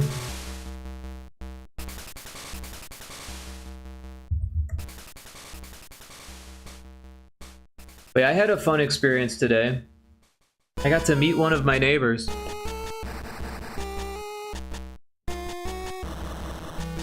So as some of you may know, I've been ordering a new computer piece by piece, and I'm gonna start building it once I get all the pieces. And I was having a rough time with Amazon because multiple reasons, right? So first of all, for some reason they thought it was fraud because I was ordering a whole bunch at once and I hardly ever order things. So they were canceling my orders, right? Which is probably a good thing, because the first time that I tried to order all of these, there's like 10 parts, I sent them to Phoenix, where I used to live, and didn't realize that it was using my old address. So luckily it canceled like 7 of the 10 parts, and then I canceled 2, and then it wouldn't let me cancel that last part, right? So I called them and canceled it. I was like, hey, I'm trying to cancel this. It won't let me cancel it. Could you make sure that it gets canceled? It's going to the wrong address. I realized it the second I hit the button. So I just want to call and make sure. And they were really cool about it. They told me, don't worry, we make sure that it's canceled. It's canceled. And then the next day it got sent to Phoenix. So I hit them up again and I was like, hey, you said that this was canceled. You even emailed me and told me that it was canceled. But I'm being charged for it, and clearly I didn't get it because it was sent to the wrong address. And they were like, all right, that's fine, we'll refund you. So they refunded me for that, right? And so I had to wait for like the credit to like you know how they do like a hold on purchases and then they either go through or they don't, right? Well, I had to wait for those holds to drop off because I don't want to like go overboard on my credit card, right? And so the holds dropped off, and then I ordered again to the right address, and it got canceled again. And I was like, oh geez. So I had to send them a picture of my driver's license, front and back, right? And then, again, like 3 things still went through, which didn't make a whole lot of sense to me. But I actually ended up getting those things, but only, and I found this out today, only because they went to my neighbor's house first and they needed him to provide a password. And he didn't have the password because it was the wrong address. And luckily it was a Saturday, so the neighbor was there. And he said, no, that's definitely not the right address. The address on the thing is not this house, so you're literally at the wrong street. And then they found the right street and came it to me, and I got my monitors that day. So I got that one, and then the next one, it was I think it was USPS or FedEx. The next 2 were USPS and FedEx, so they didn't have an issue. It's only the Amazon trucks that are having an issue. And what I found out yesterday was that they sent me a picture of the wrong person's door and said it was delivered. So I was like, oh great. So I called them and they were like, you need to wait 48 hours, but call after 48 hours and we'll get you a refund or whatever. And I was like, okay, whatever. So the next day goes by, today, right? So today starts and I've got another package going to that same house with the same picture of the same door. So I'm like, oh my god, what is going on here, right?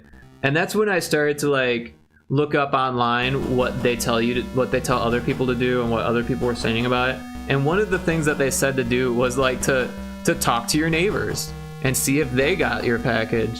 And I was like, well, that sounds like not fun. But I decided I was gonna take a little walk and just look at my neighbor's doors, right? Maybe it's one of the like next door neighbors, or maybe it's the street down or whatever. And no one had the door that I was looking for. Also, I felt kind of weird like looking at neighbors' doors. And then I'm gonna snooze that one more time here. So then the next thing I did was I remember looking through my texts at one point, because when I first moved here, my mom sent me like a care package of some things that she ordered off of Amazon, and they got sent to the wrong house. And I looked at the picture that she sent me, and it was the same door, right? So somewhere Amazon has it in their system that like send this address to this house instead for some reason. And so yeah, it kind of clicked like, okay, what happened last time? They ended up just bringing the stuff to my door because it had my address on the package. So I figured like, okay, this is probably okay. They're probably nice people. This is probably fine. And then I was like, but I still really want my package. And it's like the middle of the day, so they're probably at work. It's a weekday, so my package is probably still on their door. Maybe I could just go find it and get it, right? So I grab my phone and pull out Google Maps, and I start searching for other address numbers that are the same as mine with a different street number, and looking at the Google Maps images, you know how you can kind of see the house, and just like seeing if it's the same type of house, you know, same type of door, same type of mat or whatever. And sure enough, I find it. I'm like, that is the fucking door. That's the same fucking mat, same fucking door, same fucking bricks. okay, this is the house, right? And sure enough, it's like, you know, what, 6 blocks away or something, like 6 or 8 blocks away. And so I drive over there, and sure enough, my package is there. And I was like prepared to write a note, so I like brought a pen and paper, and I wrote this note like, hey, you know, this is my phone number, this is my name, this is my address. Like, for some reason, you're getting my packages. Let me know when I can pick them up, because, you know, I wanted to leave the note even if I was gonna grab the package, right? Because I knew more packages were coming there, and that they had another package that wasn't there. All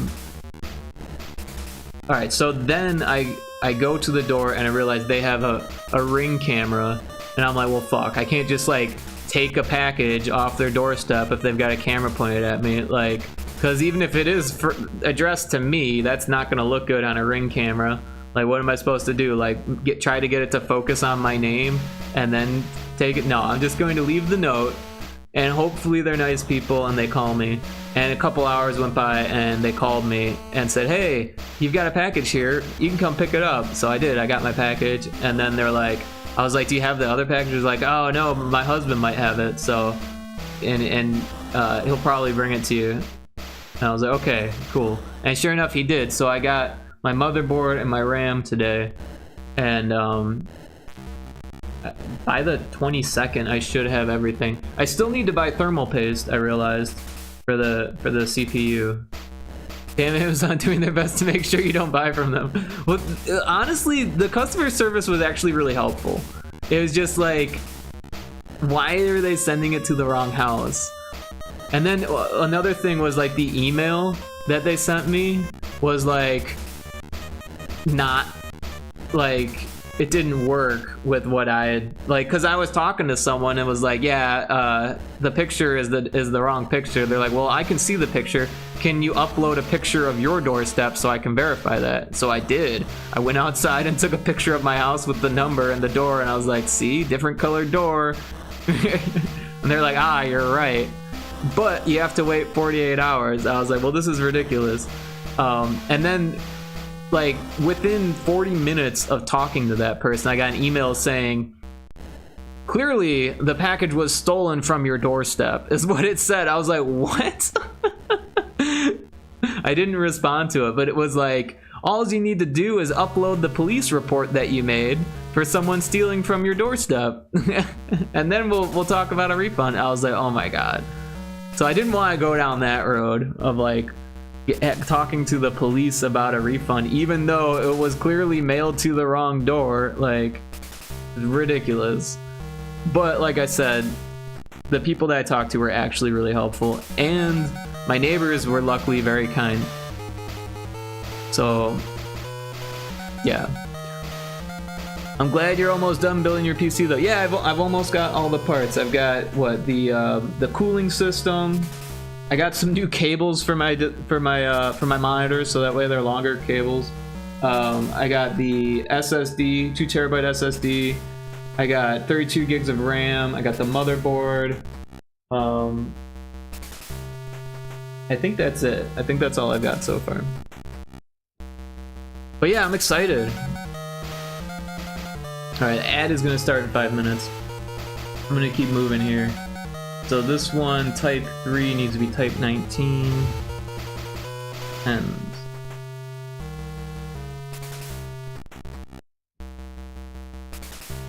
this one's type 20.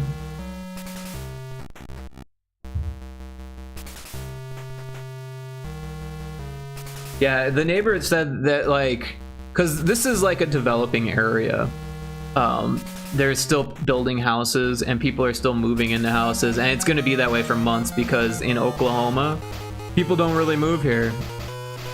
So they were like, yeah, it's going to be like this for a while, so we don't really mind, you know, it's all good. I was like, all right.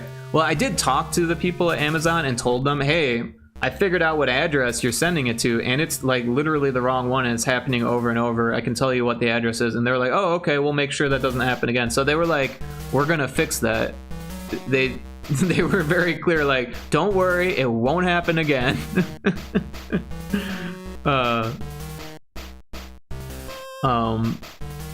The nonsense I got from Amazon, Queen says, was they said they couldn't meet my special request. You mean bring it to my house?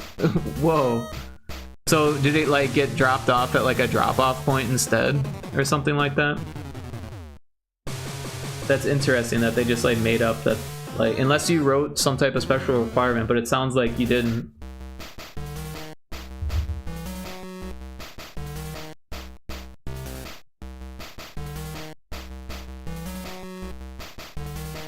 No, they brought it next day. I didn't. Oh, interesting. So they just like, they were like, we're here, but can't get your package. Or did they like leave a note saying that, or how did they go about that? That's interesting.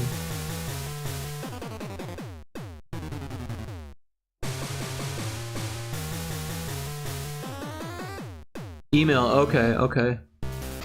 So they just decided not to send it that day. They're like, we tried, we couldn't figure it out. Like, here's the email, and then they did it the next day. Hey, I mean, at least they sent you the email, and at least they did it the next day, right?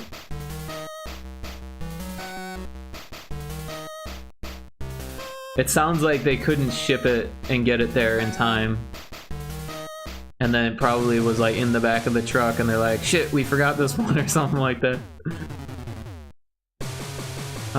So this one's type 21.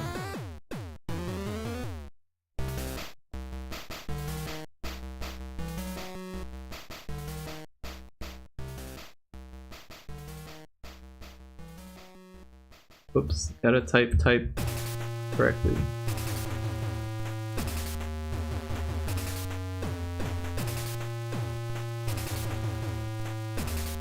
Type 22.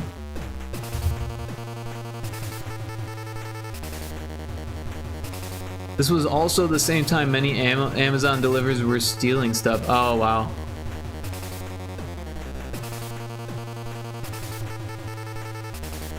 I remember hearing about that. And honestly, I was a little worried about the RAM. But honestly, when it comes down to it, like, yes, RAM is overpriced, but it's still not, like, super expensive. Like, a GPU still costs more than RAM, right? It's just that the price has been way hiked up from what we're used to with RAM. It's almost become like a joke that, like, you know, won the lottery but still can't afford RAM kind of thing, you know.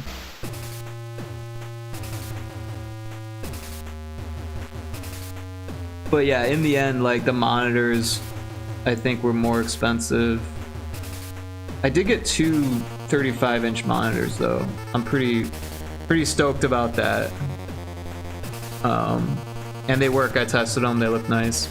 I actually, it's weird though. They're like made to have, like, you know, like a little stand. And like the way that I've got my system set up with my modular desk, I use like VESA mount things. And the VESA mount thing didn't actually fit. So I needed to buy like screw adapters and stuff like that, which was like another 10 bucks, but I could actually set that up with my laptop. I just didn't have a chance to do it before stream tonight. So I might do that tomorrow. Even though I don't have my new PC built, I could have new monitors.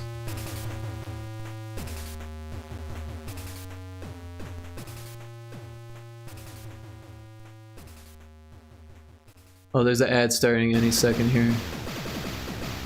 Taco says, yeah, RAM is one of the cheaper components, definitely. Yeah, I mean, it used to be quite cheap, but now the physical memory is a little bit cheaper, I think, which is kind of strange. Because like you get like 2 terabytes of physical memory, but 32 gigs of RAM, yeah, for about, you know, around the same price-ish. Not as bad as when GPUs were so overpriced because of crypto crap back then. Yeah, I don't remember. I think a lot of it was that there was like a shortage. Oh, there's that ad. A lot of it was because there was a shortage, which is the same thing that we're kind of dealing with RAM, but the GPU prices haven't fully gone all the way back down. Also, they're hiked up a little bit right now too, also probably because of the AI thing.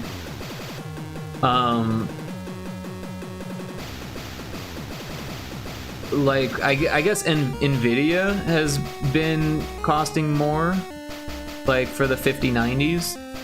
I was looking on partsfinder.com or whatever, and I'm pretty sure it was a scam, but someone was trying to sell an Nvidia 5090 for $8,000. And I don't think anyone's actually gonna pay that much for it. I haven't received it yet, but I'm pretty sure it's let me make sure here. I think it's a AMD Radeon 9070, I think is what it is.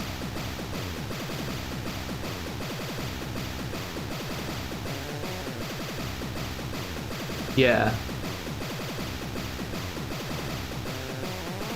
This is the one that I grabbed.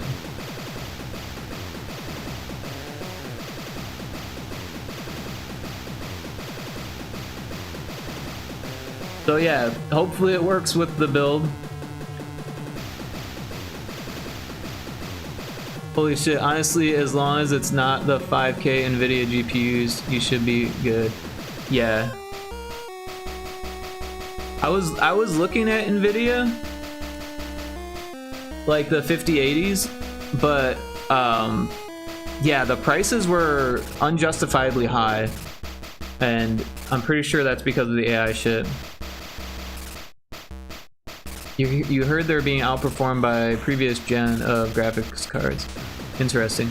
Yeah, I know there's a lot of like frame generation stuff, like the AI frame generation, where like 3 of every 1 frame is being generated by AI.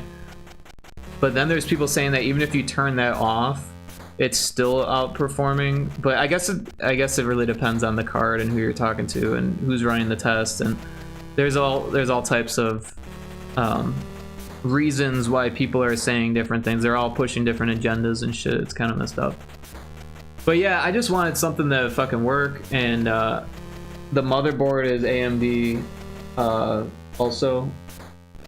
So from what I understand, if the motherboard and the graphics card are made for each other, there's a little boost there. So honestly, I've been talking to Cryptic, my mod, about this stuff because he knows a lot more than me about building computers. I've never built a computer before, so this will be kind of a thing.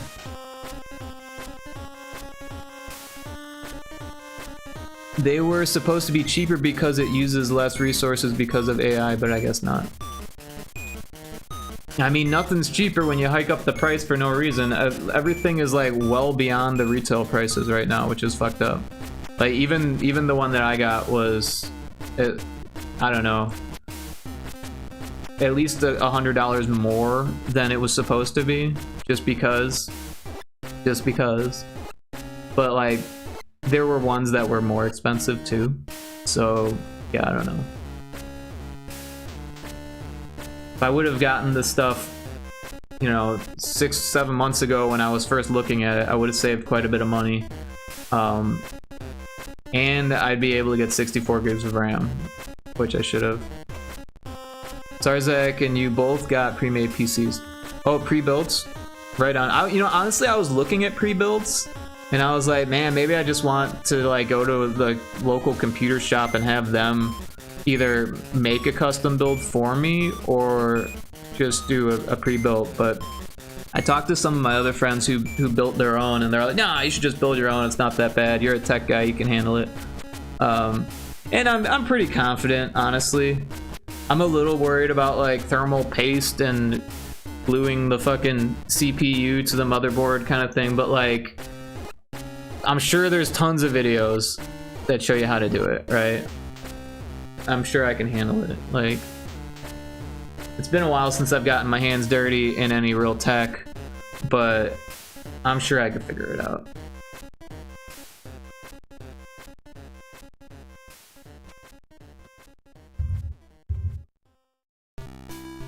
But yeah, I'm excited. It'll be cool to be able to like stream any game I want on the same computer that I'm streaming from. I won't have to use my Steam Deck to play games and stream. Not that I don't like the Steam Deck. Steam Deck's great, but it's only 720 if you're not using a dock, which I don't have the dock for it. And I gotta set the settings pretty low on the Steam Deck just to get high-end games to work on that anyways. So like, yeah, I'll be able to play like, you know, heavy graphics modes on stream with the VTubing OBS stuff. So I'm pretty excited. Also, if I wanted to, I could make like a either a 3D VTuber model or like a live 2D thing. I've always wanted to get into live 2D, but I just kind of assumed that like if my computer's having trouble with stream avatars and via DoTube at the same time, like maybe that would be pushing it, you know? But we'll figure it out. It's quite easy as long as you don't forget to remove the plastic cover from the cooler you're using. Well, hopefully I remember. Yeah, honestly, I don't know anything about cooling systems. I just kind of got a cheap one. But I used that PCPartsBuilder.com to make sure everything was compatible, so hopefully it is. I told Cryptic to take a look at it, and he double checked it and said that it was all going to be good. So, worst case scenario, I gotta buy another part or something and try to sell it or whatever, or try to refund it or return it or whatever. But I think it'll be okay. And I'm excited because like I've never had like a computer that could upgrade before. The only other, like the last desktop that I have, like the one I'm actually using a desktop for monitoring my stream right now because it's so old that that's basically all it can do, and it has trouble doing it. Like it kicks on the fan just from running browsers. Like literally, it's like, oh shit, you opened another tab with Twitch. Here we go again. But yeah, luckily it's not loud enough where the microphone picks it up. But that one, I got it. My mom got it from Costco for me because I was at a tough spot. I was like, I didn't have a job. I was like living in the ghetto. I was barely affording my rent, and I was looking for work, you know.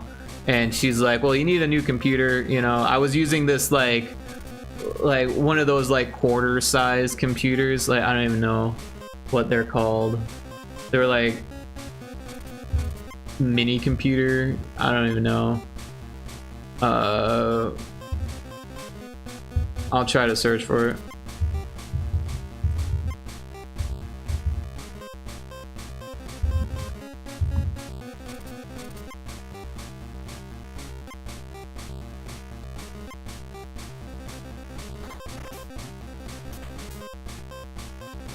Oh my god, I think this was it. I was using one of these. And it was like barely holding on, right? Because this, I mean, granted, this is really cheap. But yeah, I think this was about the same price that it was, but this is probably better. Because it definitely didn't have 1 terabyte. It didn't have 16 gigs of RAM. I think it only had 8 gigs of RAM. And yeah, it was like super teeny tiny. And actually, I don't think it was the same one. I think it was smaller than this. I was using one of those, and my mom's like, well, you need a better computer. So she got me a better Dell from Costco. And it was the XPX.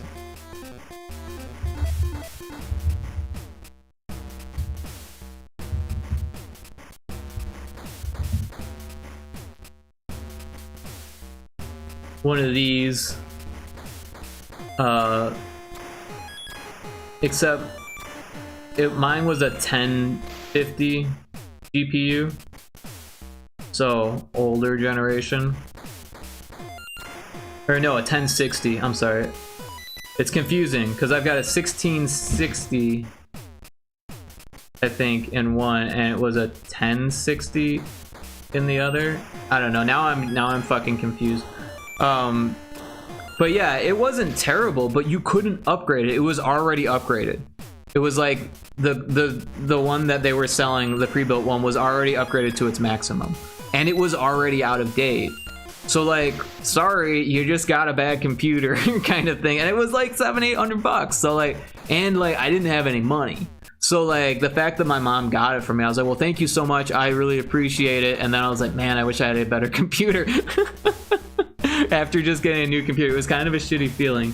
But I didn't have much of a choice, and it was better than the mini computer that I was using before.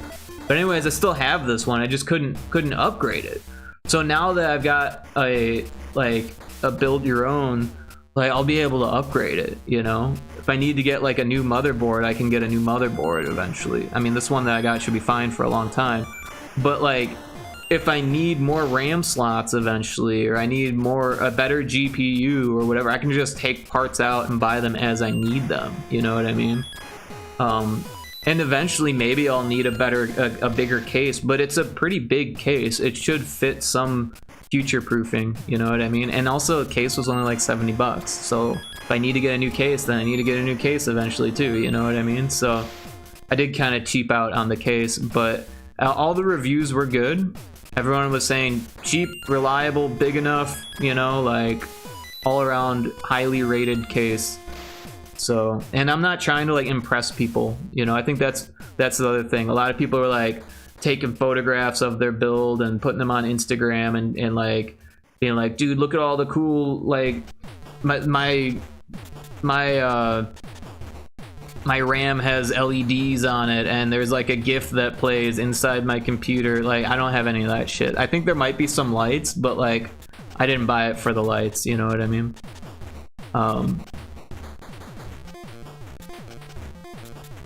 Alright, let me catch up on chat. How far back did I go? Okay.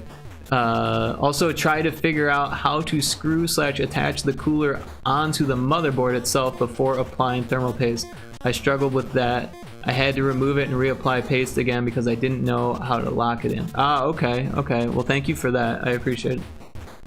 I will definitely try to remember to figure out how to attach the cooler on top of the motherboard before applying the thermal paste. The jet engine. OMG, the classic Dell black box. Yeah, I never got a PC from Costco, but I have gotten TVS there. Oh, TVs there. I was like, what is TVS? TVs. Yeah, I mean, I don't know. I'm not a Costco shopper. I'm not a member or anything like that. My mom was like hardcore Costco, you know. So anytime she came over, she'd be like, "We're going to Costco, and I'm gonna fill up your fridge and your cabinets and stuff." And then she'd be like, "Well, you need a computer, and they have computers, and we're at Costco, and I love spending money at Costco." I was like, "Okay, Mom, I will let you buy me a computer." You know, she's like, "Well, which one do you want?" I was like, "Mom, honestly, I need something better than what they have here." And she's like, "Well, this is what they've got." I was like, "Well, get me the best one they got then if you want to. It's up to you," you know, like. I felt it was a really awkward situation because I didn't have any money. So I just kind of took what I could get. Mine has a nice amount of lights. It's pretty blue. Yeah, honestly, I hope mine's not like super ugly or whatever, but like I feel like it's probably just gonna have some LEDs on the fans or something like that. Like nothing crazy.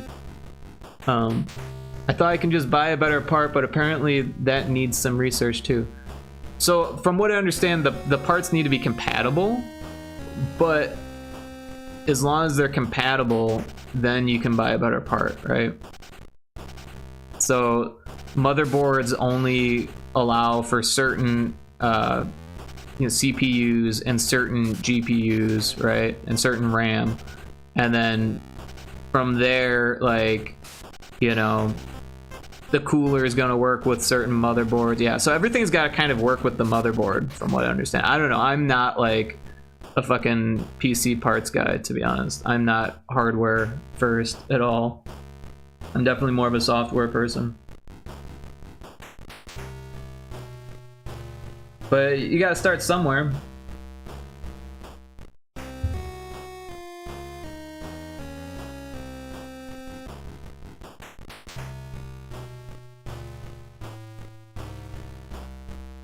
I was always the same.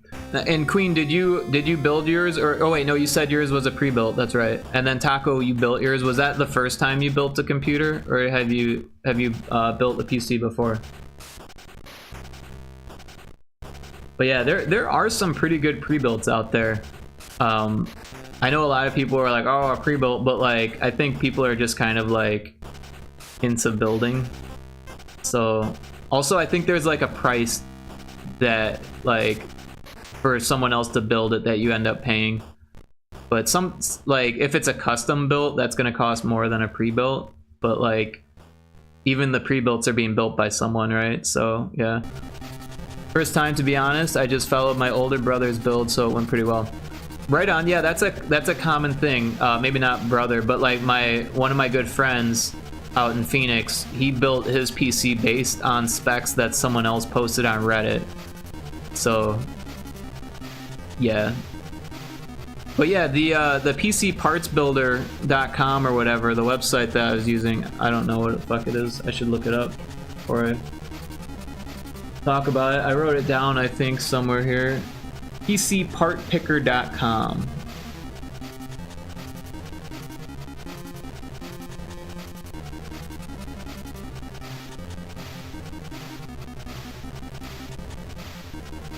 Or let's throw that link in chat here. PCpartpicker.com. So yeah, if you go to that site,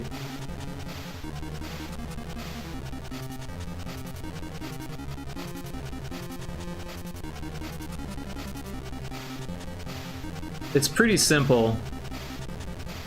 So this, I think this is the build that I was actually building. Yeah, I ended up removing some things because I already had it. Because what it lets you buy it all from Amazon at once, right? But what it does is it checks to see if they're compatible, right? But because I removed the RAM and the whatever, it's not telling me that it's compatible. But when it was all set up, it was all compatible. So. But yeah, it tells you what it would work with and what's not gonna work. So that's pretty cool. And then, like I said, I still wanted to be sure. So I talked to Cryptic, who was the one who told me about the site in the first place. And I was like, hey, Cryptic, is this gonna work if I buy it? And they're like, yeah. And he actually had some ideas about how to improve it. Like get a better price or whatever.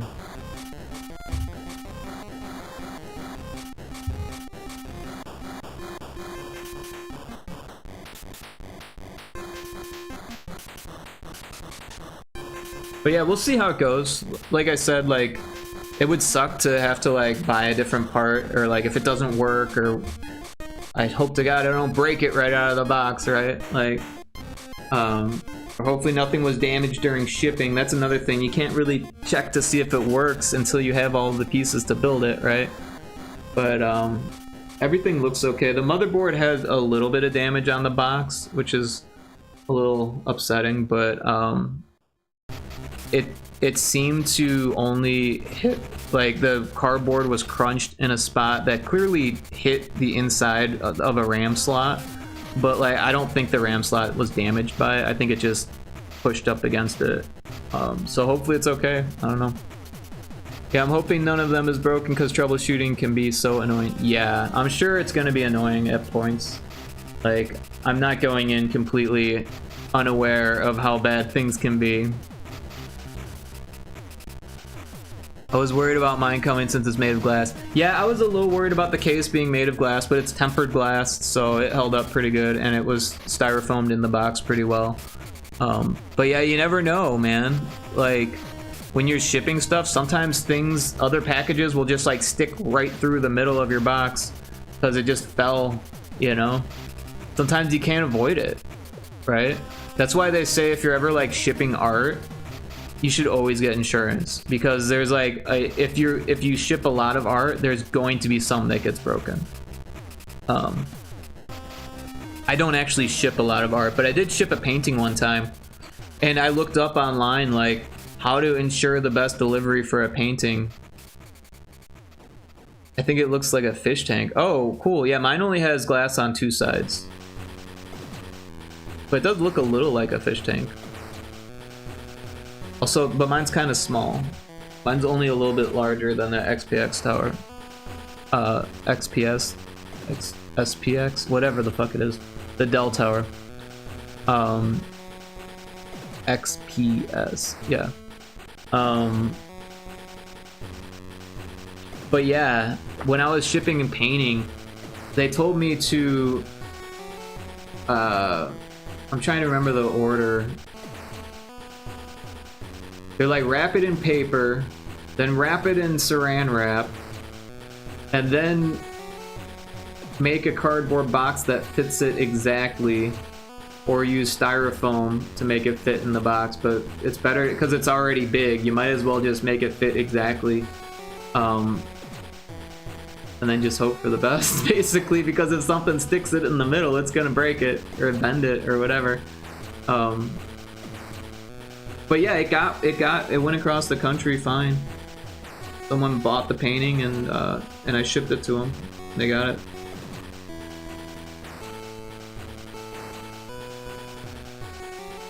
I wonder if they still like have it hanging or anything like that, but you know. Sometimes paintings end up in the closet. I got a whole bunch in the closet, so you know, what are you gonna do? Alright, what am I doing here? Type 24.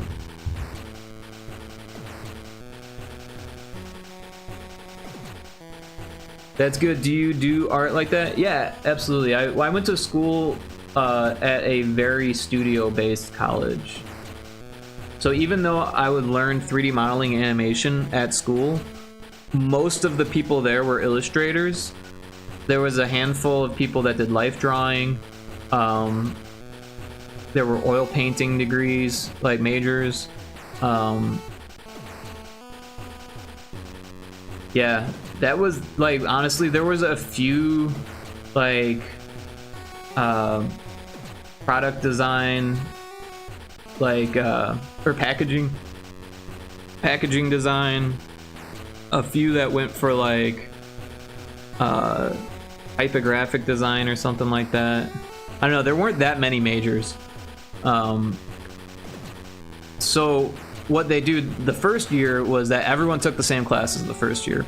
You had to take like anatomy, or like artist anatomy, which was pretty intense really. You had to draw the whole skeletal system in life size from 3 different angles, and then overlay the muscles on that same drawing.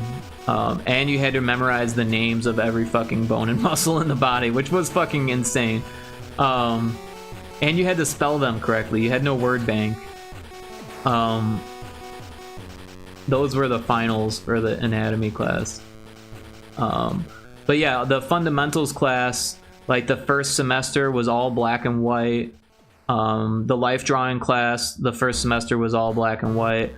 And then the second semester of fundamentals, we did color. We did, you know, whatever kind of paints we wanted to use, watercolors, oils, etc. And then there was the part 2 of the life drawing class was pastels, like colored oil pastels. And that was a lot of fun. We did silver point in that class. We took like art history the first year. There was a writing class that we had to take, like a creative writing class.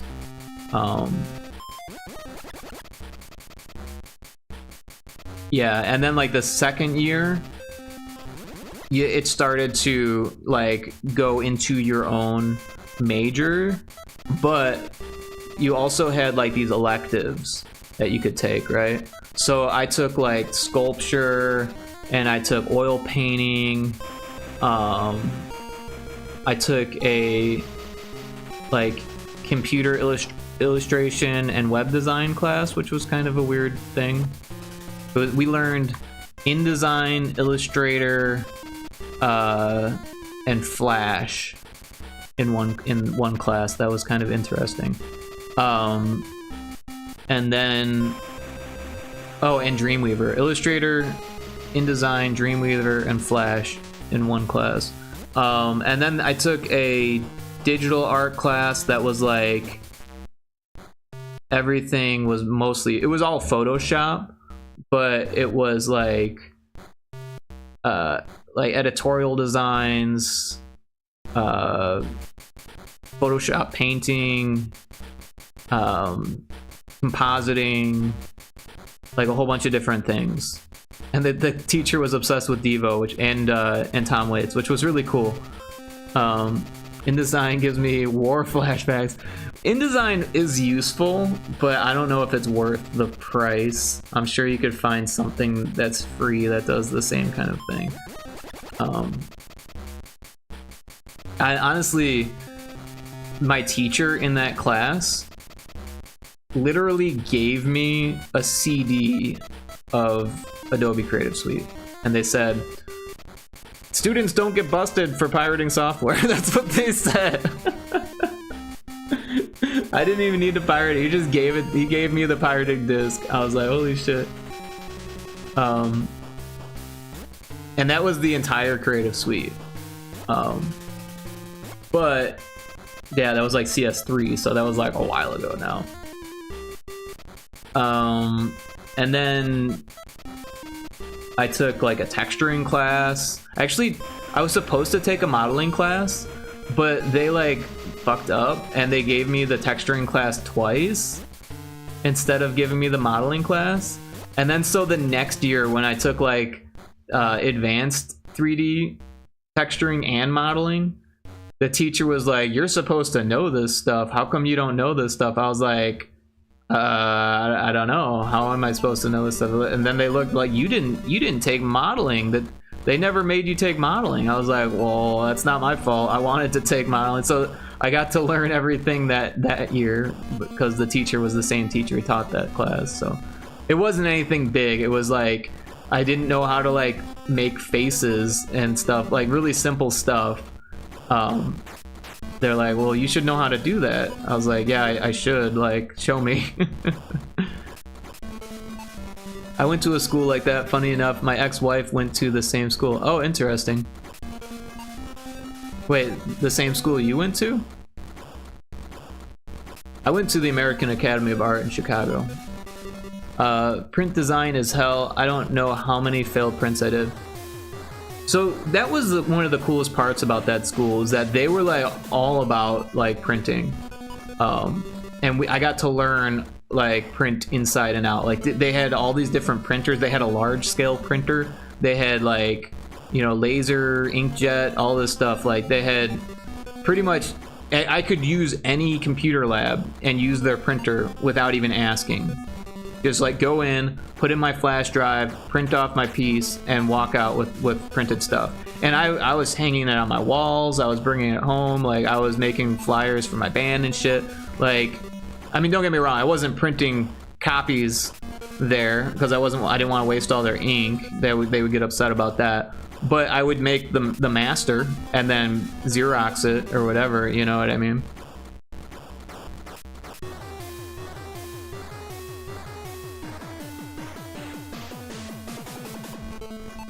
So your ex-wife went to the same school as you, but you didn't know them yet? Is that how that worked? You went in 2005, 2006. That's actually when I started too. I started in 2005 and graduated in 2009. Exactly, I got you. So I was dating a girl who went to Columbia, which was down the street from me. But she started when I was like a sophomore.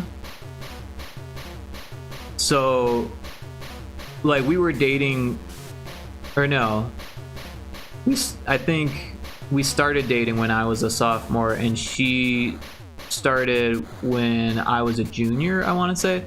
I can't really remember. But that was kind of cool because we could meet up at lunch. Or like after class, if our classes lined up, I could just walk down the street and meet up with her.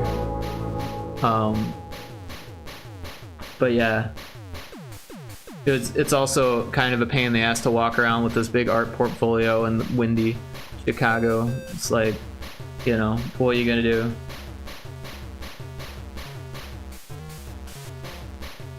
Type 24. 410. There we go. But yeah, I really liked art school. It's a shame that it's so fucking expensive, right? It's like, it was $80,000 for my 4 years that I was there, and it's only gone up since. And in fact, the school that I went to closed because the tuition was so high that they couldn't bring in students. So instead of lowering the tuition, they just closed the school. But yeah, I was taking...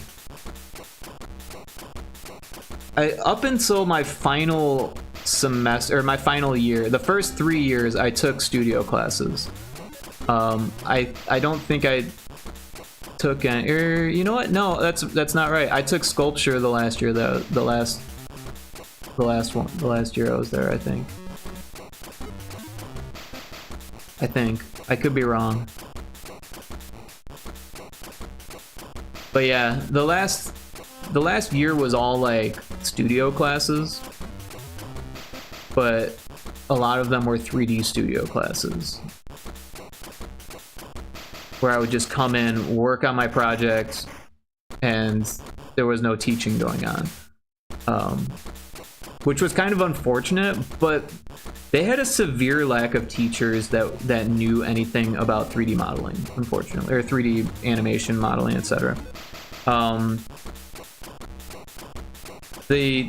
One of the teachers I had worked on games for Almsheiser. Why can't I speak? Almsheiser? What am I trying to even say?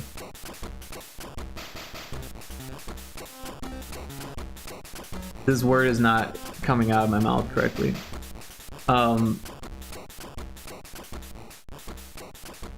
Elmheiser? Oh, fuck, I don't even know what the fucking word is anymore.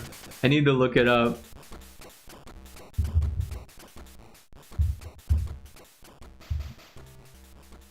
Alzheimer's. That's what I'm trying to say. Alzheimer's. It wasn't coming out correctly. My brain was like, blah, blah, blah.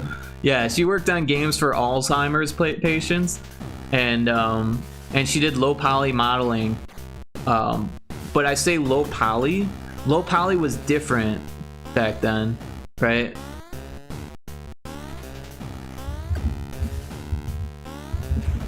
Let me see if I can find something to show you.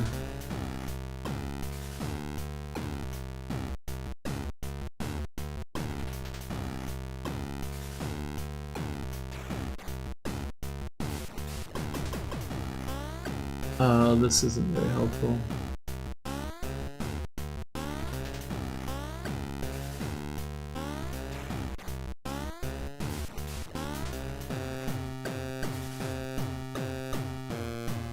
Oh, that's LinkedIn.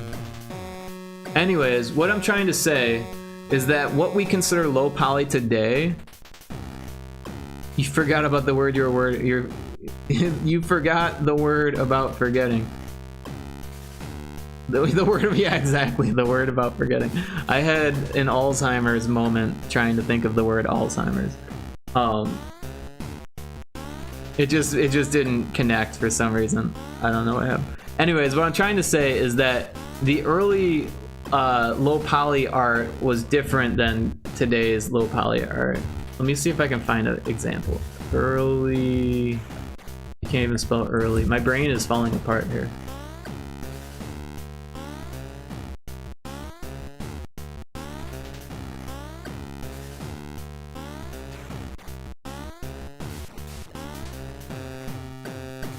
But I can't even find examples on the internet because it's so removed.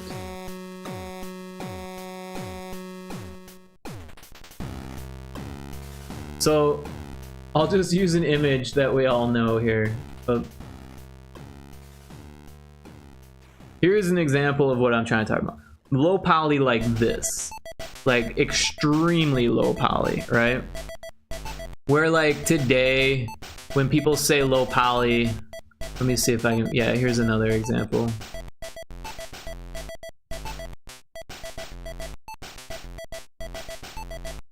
So nowadays, this is considered low poly.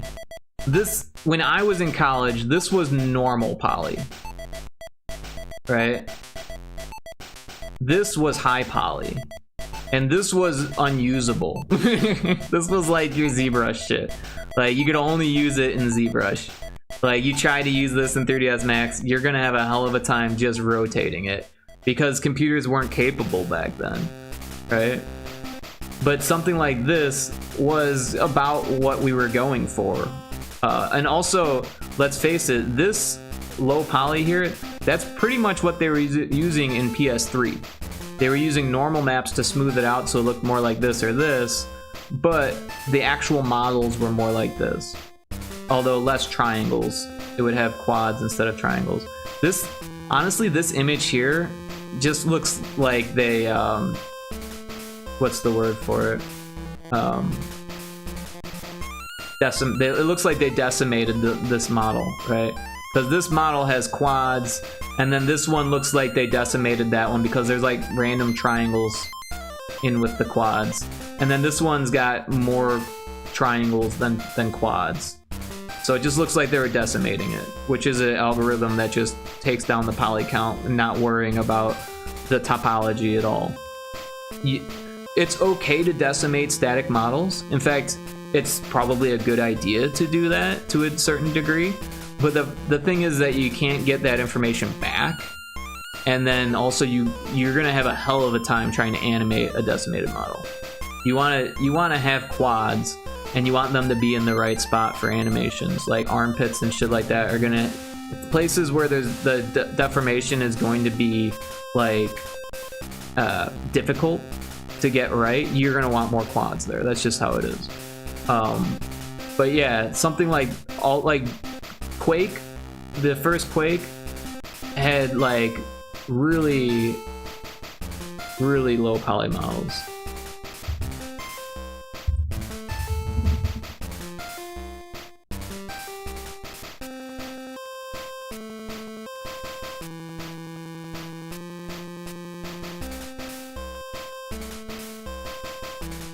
Something like this, right? And it was like a skill in itself, where you're trying to convey information, but the limitations are severe.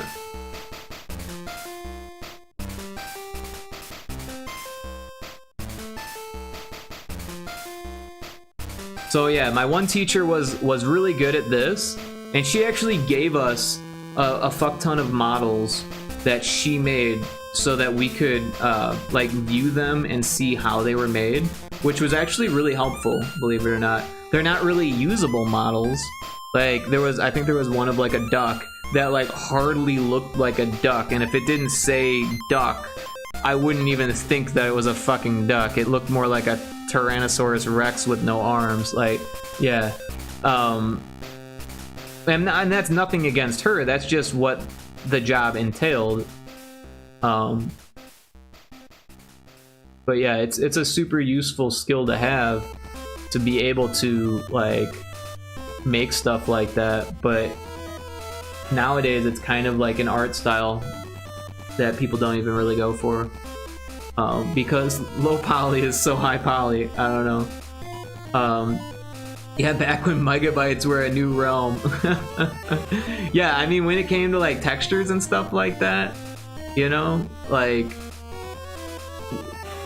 back when I was in college, we were using like 256 pixels for textures. I mean, if we could do like up to, you know, 1024, but that was like as high as we were supposed to go. Right, that was gonna be for our like texture atlases and stuff like that. Or 512 was pretty normal, I guess. For like, you know, high-end textures were 512. Nowadays, almost everything's 4K in textures. Sometimes they go all the way up to 8, right? But in a lot of situations, you can get away with a 64 pixel texture if you know what you're doing, you know? Like if you're doing PicoCAD or something low poly, textured pixel art stuff, like you can use really low resolution textures, but yeah. The first Half-Life is pretty low poly. Absolutely, yeah, that's another good one. A streamer I watched, Bunny Hearted, just made a low poly version of her avatar. Yeah, I mean, I love low poly, but it's interesting to me that what low poly was when I was learning is different than what it is now. But I mean, it makes sense. We have so much more resources available.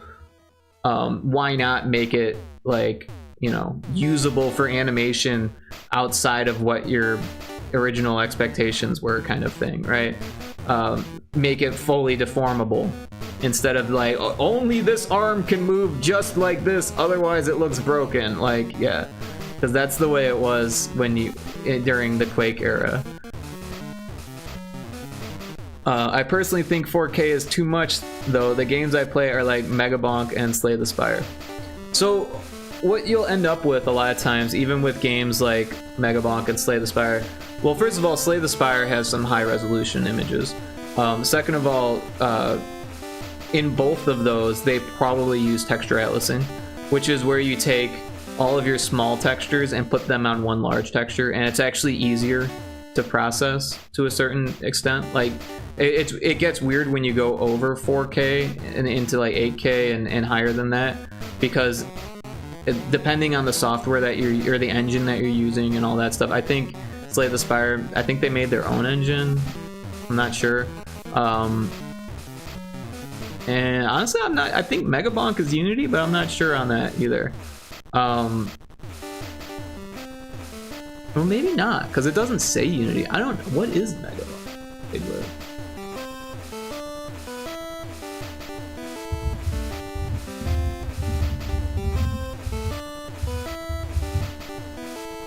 It is Unity, okay.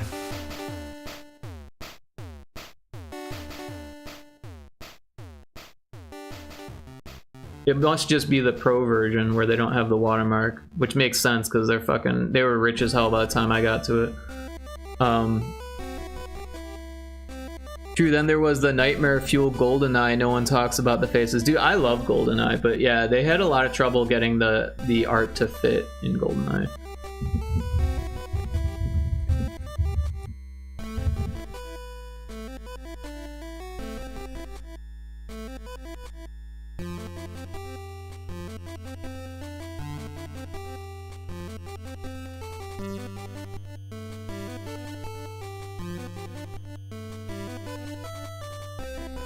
Here we go. This is actually really interesting. I've never seen this before. But this is how they got their textures, right? So these are the textures, and then these were the images that they used to get those textures. I don't know who this character is, to be honest.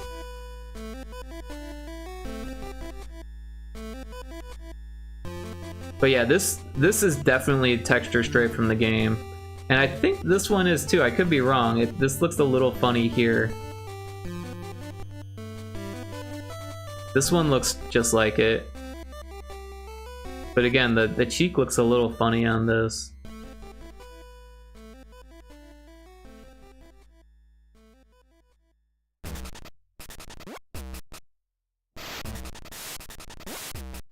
Also, they don't show to show paint. They don't change the show. I can't speak. They don't change to show paint. Just a static face. It's true. I think the general. Oh yeah, Arumov. You're right, General Arumov. Is there more?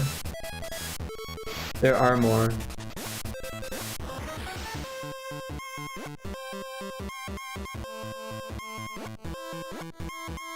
Yeah, so that definitely looks like Jaws' chin. I don't know where this came from.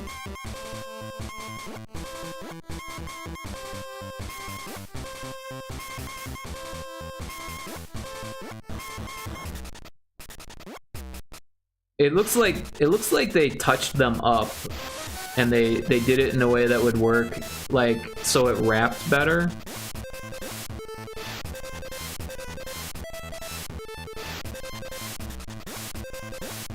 I don't know. Pretty crazy.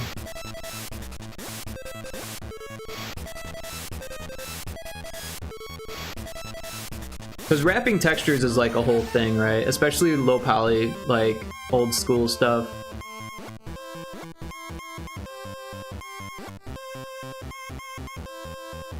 But honestly, I loved it. I thought it was fantastic.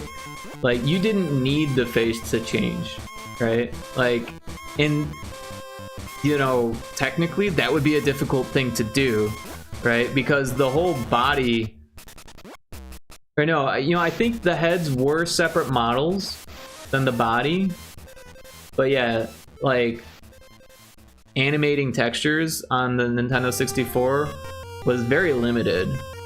There's not a whole lot of texture animation going on any of the 64 games, and if there was, it was like shader based animation where it was like scrolling the texture or like warping it, distorting it, which is a lot easier than actually switching out images one after another like a GIF, right?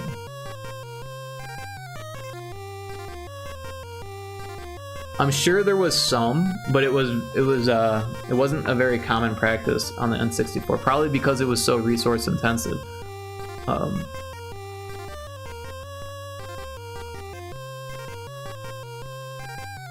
Type 25. I really would love to get into Nintendo 64 development, though, to be honest. Type 2510. PS1 was the same.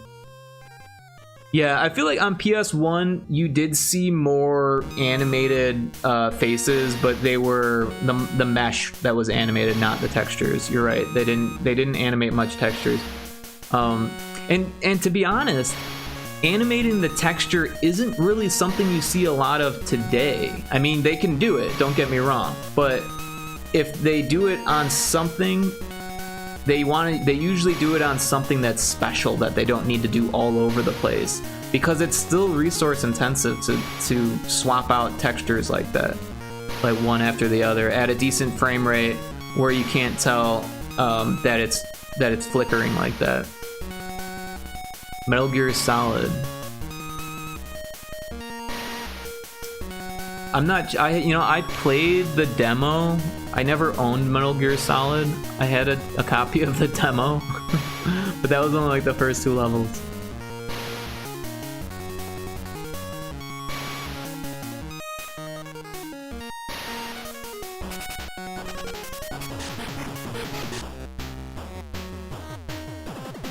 Type 26.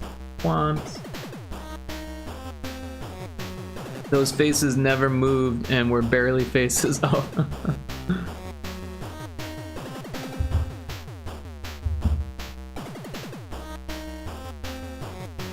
Let me see if I can find them.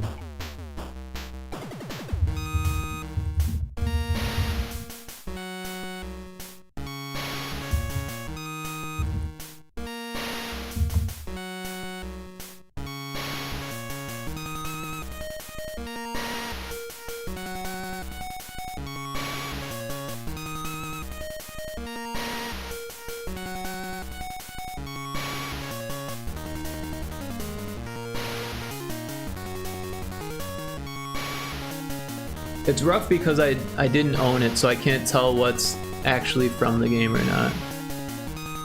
Because there's so much like new versions of the game and people rebuilding the old version to make it look better.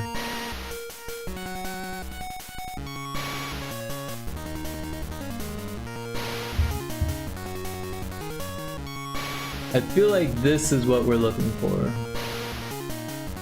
Is this correct?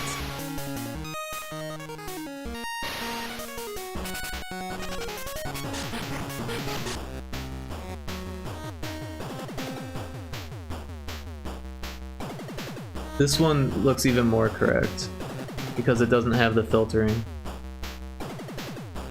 But maybe this is, I don't know. This looks almost more like N64 levels of filtering, where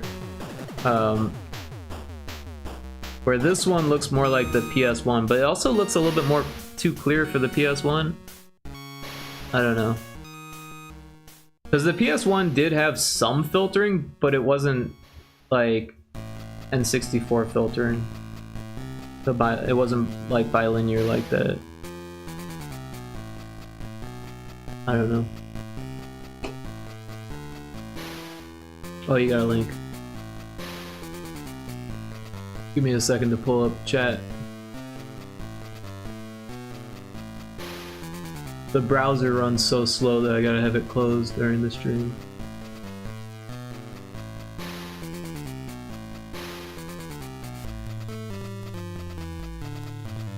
I have it open on a different computer, but then I can't pull up the link here. Okay, that's where the image was from. Interesting.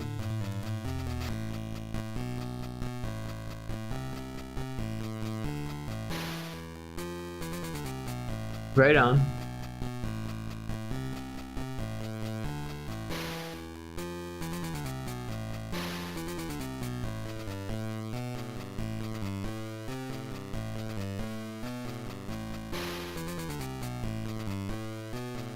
Type 27.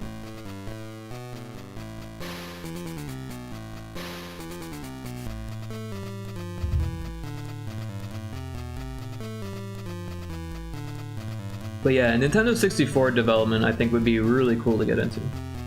I don't think it would be easy. Oh wait, 28. But one of my like network buddies, who's been on the podcast a couple times, he's also hung out in chat under the name SQL Jesus. SQL Jesus. Sal, can't remember his last name off the top of my head. Works on a Game Boy game called Meadow GB. So the Meadow GB developer is also an N64 homebrew developer. He's been working on like a little side project, and it's pretty cool, but there's no 3D stuff. It's all sprite based, which is still cool, like that it's for the Nintendo 64. There wasn't a whole lot of sprite based games for the Nintendo 64, but part of that's because the sprite filtering looked like shit compared to like PlayStation, and also it was a 3D like capable system, so why not use the 3D stuff? And then also like emulators, they process the textures terribly, like especially the sprite textures, but also the 3D textures as well. Nintendo 64 emulation was really bad for a long time. It's recently gotten better in like the last 5-6 years with Mupin.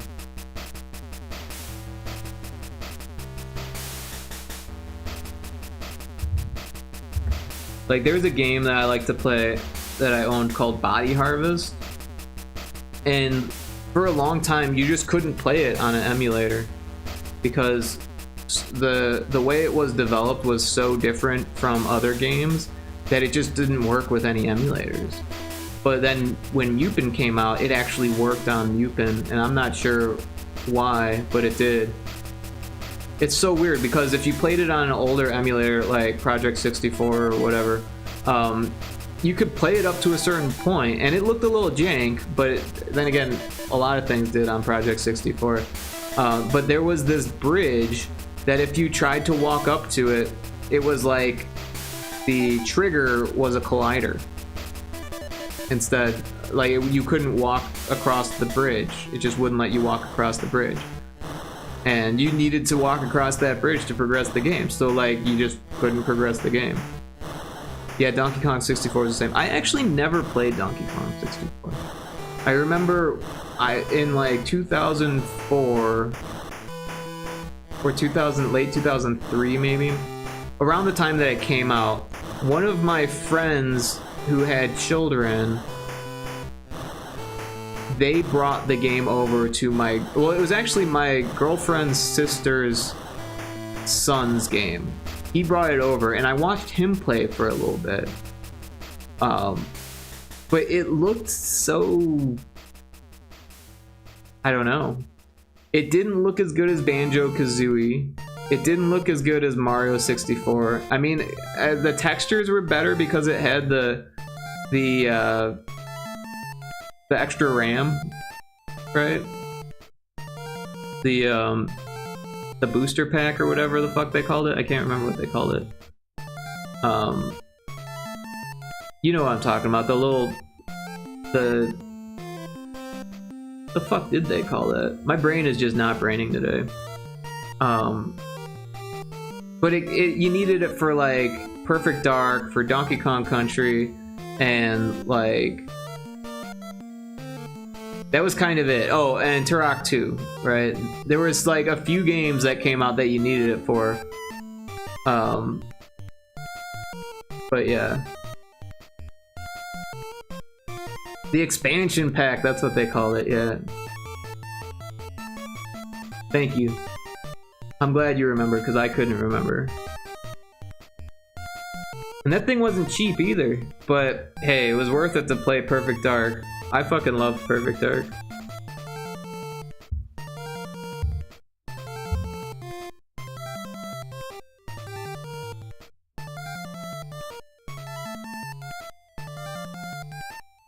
You're welcome. Yeah, I appreciate that. I probably wouldn't have remembered by myself. Perfect Dark is fun. You know, I was playing it on the Switch for a little bit there with my friends, but I eventually let my Switch Online subscription drop off when my credit card had to be replaced. I used my credit card at like a gas station that had a skimmer, and they charged me for some shit, and I didn't get charged for it, but I did have to like get a new credit card. And I just didn't bother to give Nintendo the new number, because they're like, hey, this credit card number's not working anymore. I was like, yeah, well, whatever. Because I didn't really feel like paying fucking whatever, like $60 for the year to play Nintendo 64 games online. Because the whole last year, I don't think I played it once. You know, like, don't get me wrong, I played games by myself, but that's not worth it. It's only worth it if you're playing games online with people, which I couldn't get anyone to do. So I just let it go. I was like, you know what? They're not releasing enough Nintendo 64 games fast enough for this to be worth the fucking $40. You know?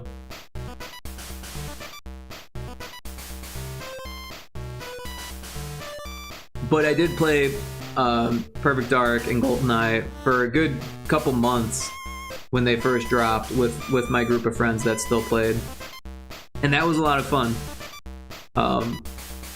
But yeah, just too expensive and not enough people playing. I mean, I guess if I like joined a Discord server and was like, hey, who wants to play Perfect Dark, I'd probably find people to play with, but it's just not the same playing with strangers, you know?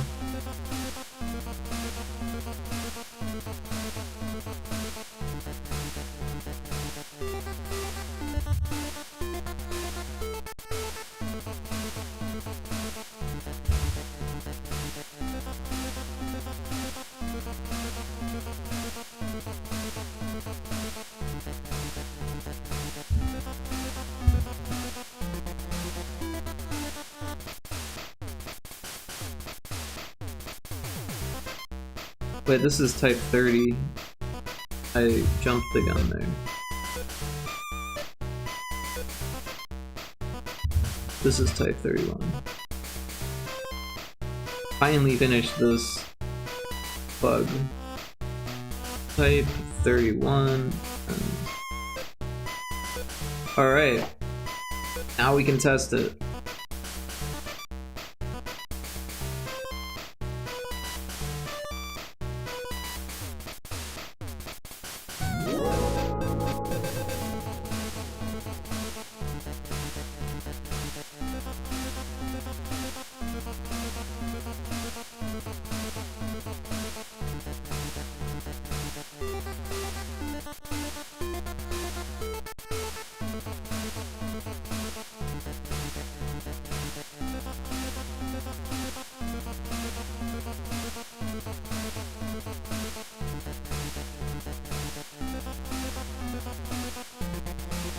I can't believe it's already 2:22. I don't know if I'm gonna be able to finish all of these bugs. What else is left? There's another fish box bug where the big eye is showing something wrong, so we can take a look at that. One of the fish had 0 health, and another tile is wrong. I think we can take a look at all of these before I end stream.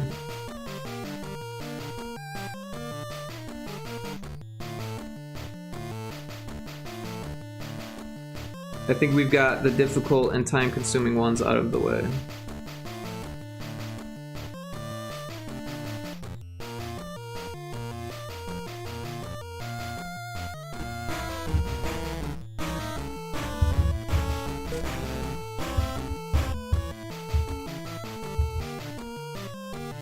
So we'll go to World 3, we'll catch some fish, and then we'll check the fish box.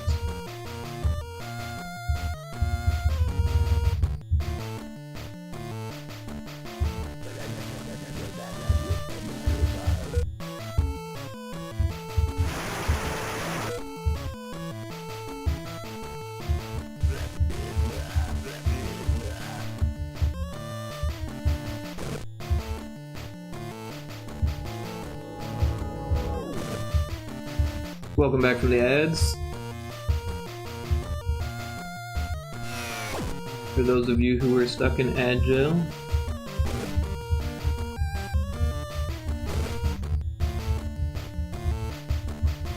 We're gonna kill that gobbo.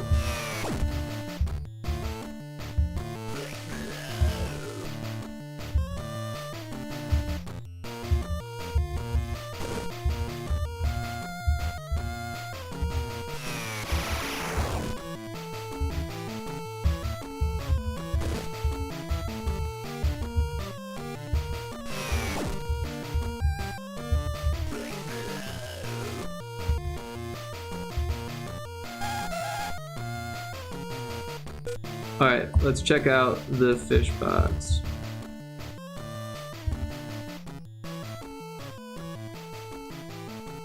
Moment of truth. Oh, there it is. We got 2 gobbo fish. It looks like it's working. Hell yeah.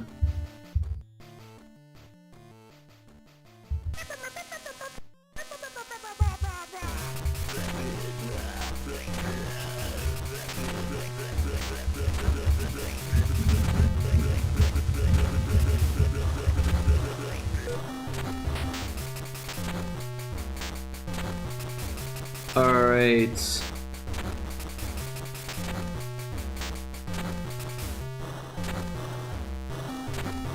On to the next.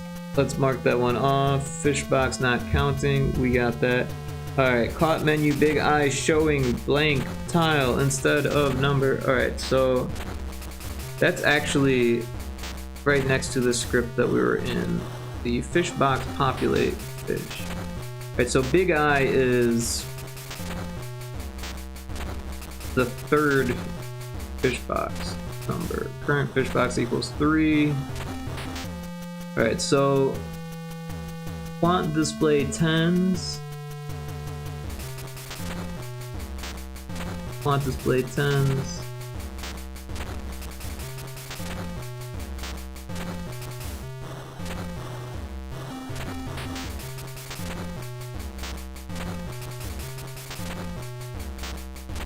Ones, 10s, and I believe this is right, the text swap tile set. Let's check another fish that works to be sure though.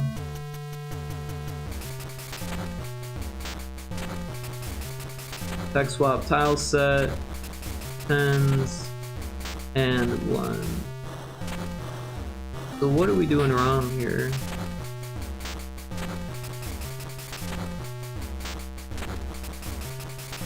Wait a second. These aren't there. It just goes straight into drawing the tiles, and it doesn't set up the variable. Wait, no, here they are.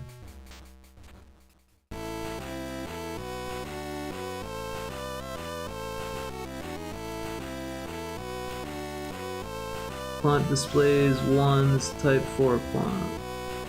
Type 3 quant, type 3 quant 10s.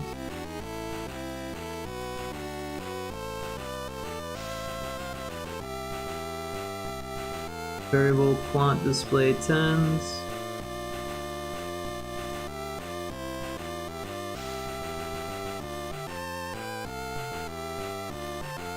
Variable quant displays ones, underscore 0.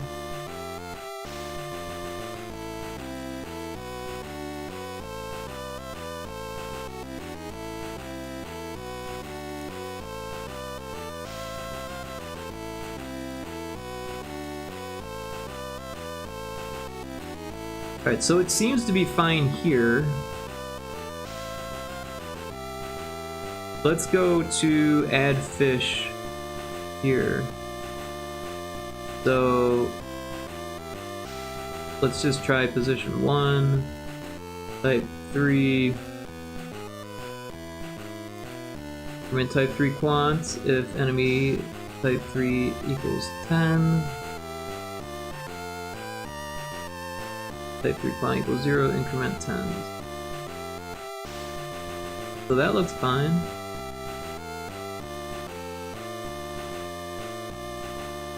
Just to be sure, let's check this one. That looks fine too.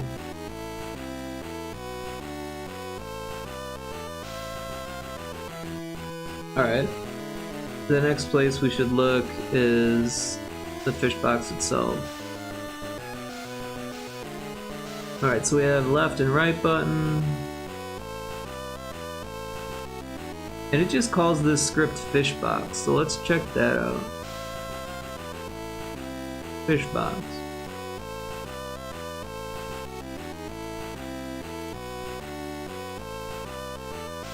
Alright, if worlds unlocked equals 1.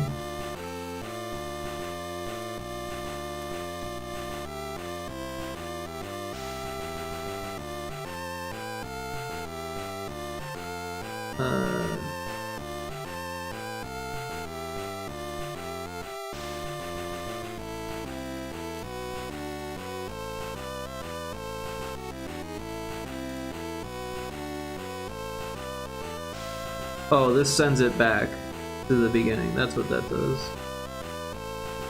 And this does the same thing, I'm pretty sure. So this is literally just like the UI section of it.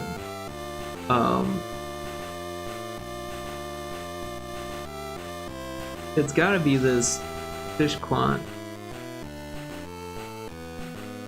No, not that one. The fish box populate.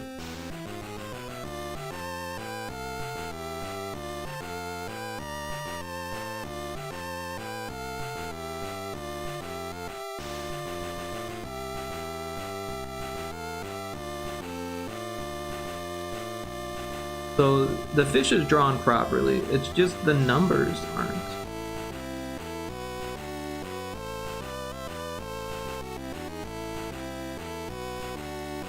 $11, 8, 12, 8, 11, 8, 12, 8. So those are the right numbers. Variable quant display 10s, variable quant display 1s. That is fine too.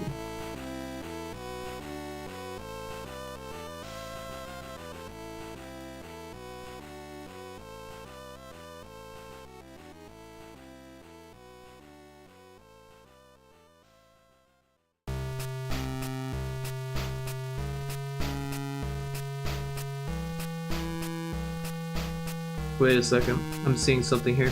There's no reference for the background.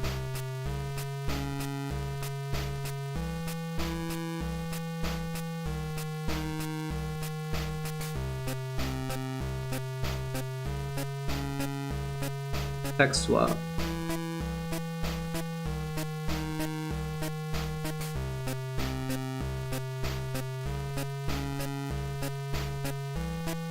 But it's weird because there isn't here either. Or here. And yet, that fish seems to be working.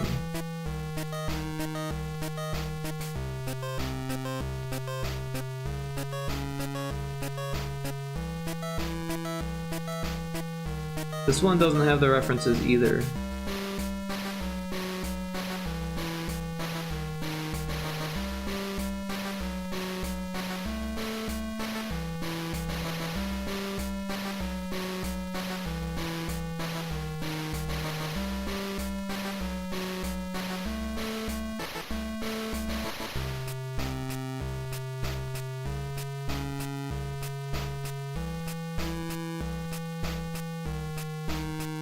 Do these ones have it?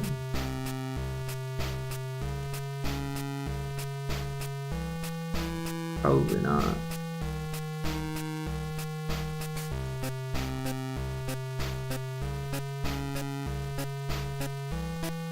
They don't.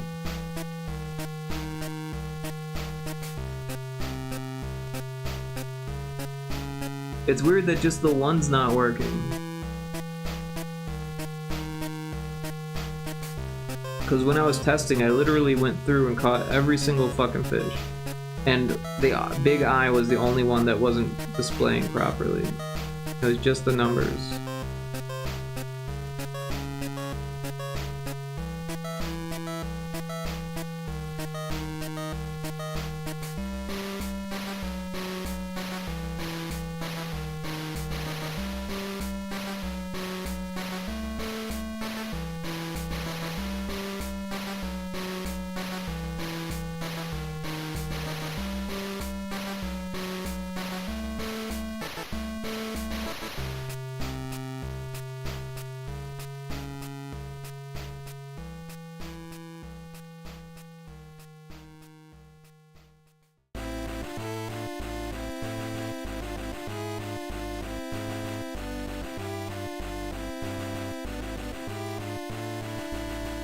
Honestly, I'm not sure if the references are needed, because all of these are working without the references.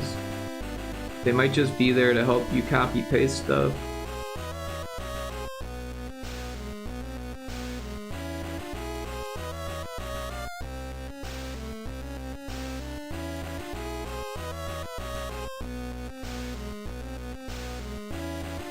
But yeah, maybe copying it and pasting it over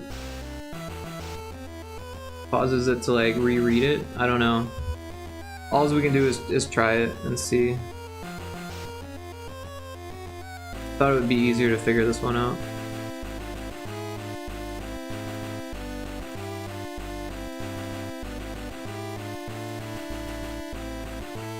I feel like I had this issue somewhere else before where it said the right thing but didn't have the background reference, and then when I copied the background reference and pasted over the right thing, it fixed it. But the ones without the background reference were still fine. I don't know, we'll test it and see what happens here with building.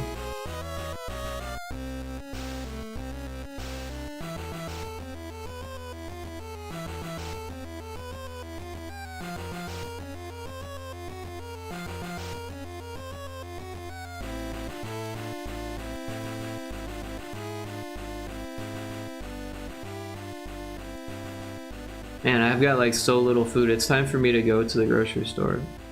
But I do have like what, oatmeal and like stuff to make waffles with. I think I might make waffles.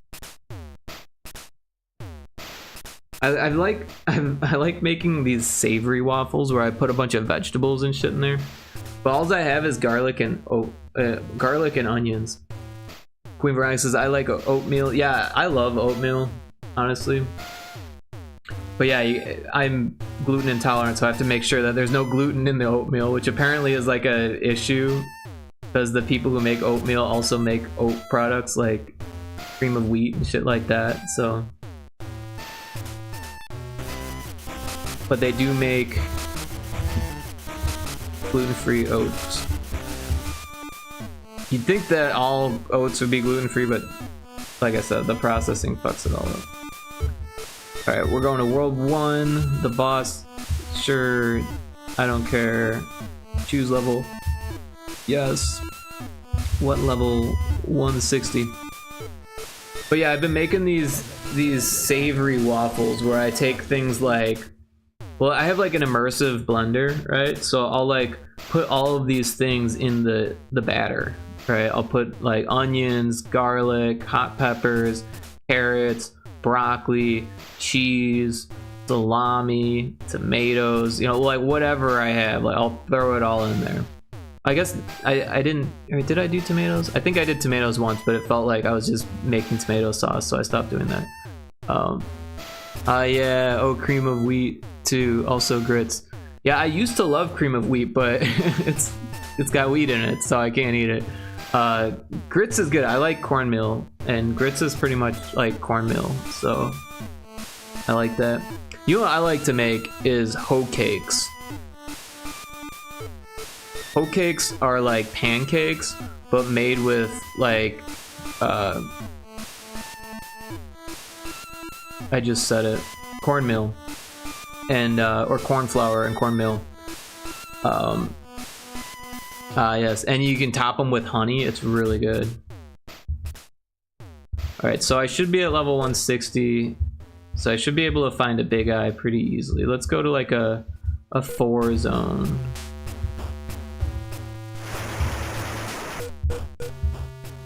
Three. Well, that's not what we want. Oh no, we want a 2 zone. That's what we want. Not a 4 zone. Or a 3 zone. We want a 2 zone. Here's a 2 zone. You like potato pancakes? I don't think I've ever had potato pancakes, but it sounds good. I've never worked with potato flour, to be honest.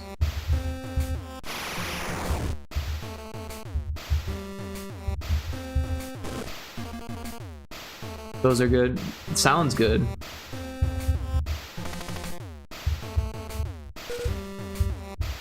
I like potatoes. They do have a lot of carbs though. Well, these aren't the fish that I want. I want to catch a big eye. You don't think it's flour? True. So is it just like mashed potatoes turned into pancakes somehow?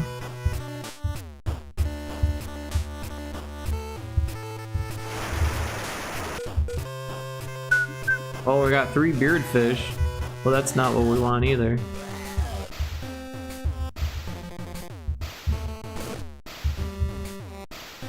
I'll look it up. Okay, thank you. Stop attacking me, beard fish. Oh no, no, I don't want to cast. Cast it none. Belay. Run away. Alright, let's catch some eyeballs, some big eyes. Big eyes, big eyes. No big eyes. I'm getting extremely lucky fish encounters here, but not what I want. There's a big eye. Alright, we're gonna kill the big eye and run away. Actually, we might as well kill all 3 of them. They're all 1 hit. And then we can test to see that they're all showing. They should, but the big eye's the only one that's been giving me problems. Wow.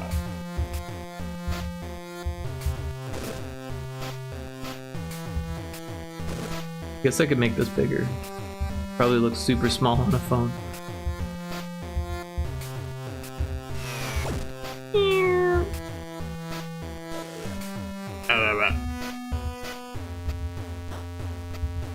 Let's get 'em. Take out the big eye.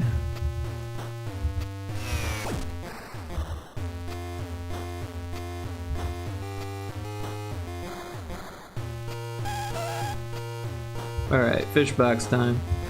That's not the fish box. Fish box. Hey, it's working. That's really weird. It's working now.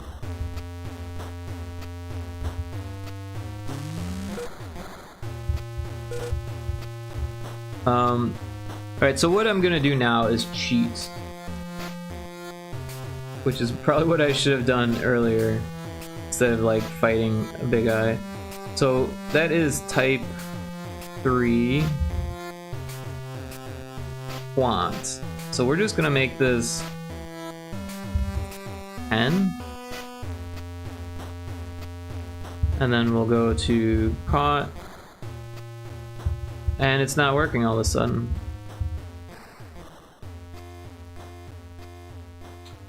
Alright. I think that's because I cheated to get to 10. I think if we go to 9, that works.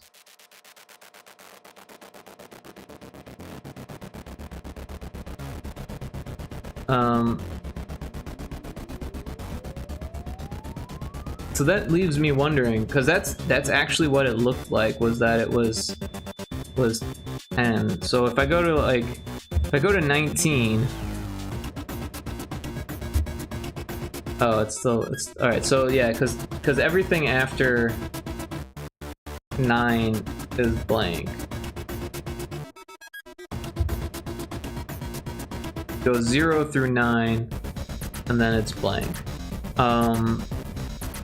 So maybe what's happening is that when I'm catching the fish, it's not incrementing the 10s properly.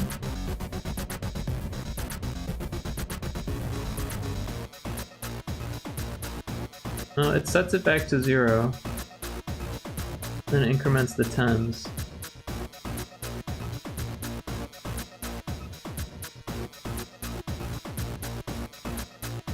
Whoa, whoa, whoa, look at this. Here's the issue. This is type 2.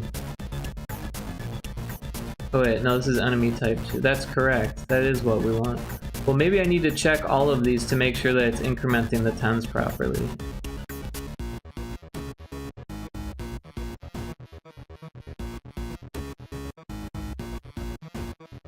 Those ones are...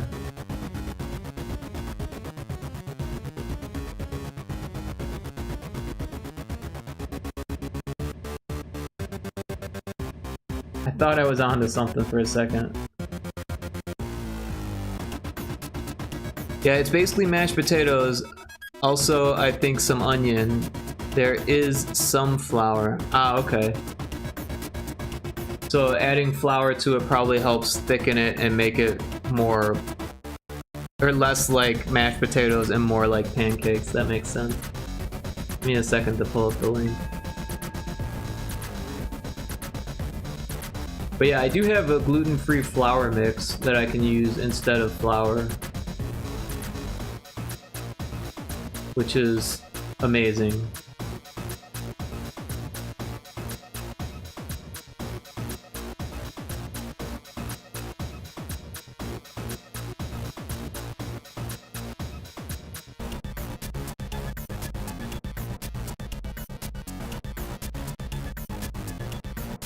Oops. Oh yeah, those look tasty.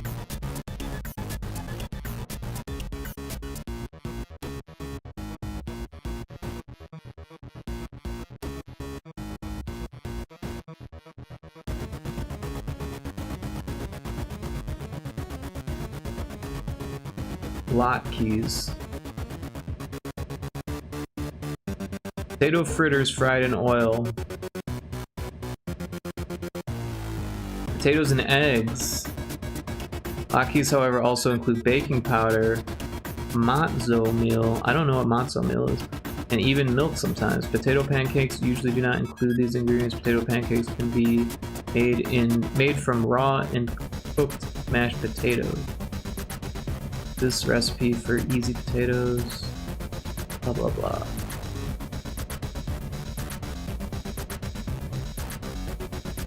I do have a food processor.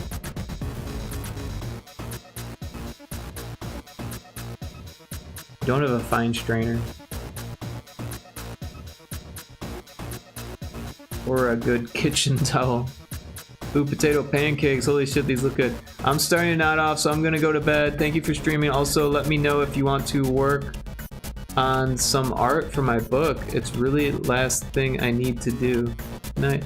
Well, thank you very much for thinking about me. I'd love to know more about it. You know, that kind of stuff. What you're interested in and all of that. I do have traditional art supplies, and I could always you know, purchase some if needed or whatever, but I also do digital art, so like depends on what the project needs. But yeah, thank you so much for dropping in, Queen Veronica. It's always nice chatting. I appreciate you being here, and have a great sleep. Ooh, potato pancakes. Holy shit, these look good. Yeah, they look pretty easy to make, other than getting rid of the liquid. That seems to be the hardest part. Mix into the bowl with flour and eggs, salt and pepper, and then fry it.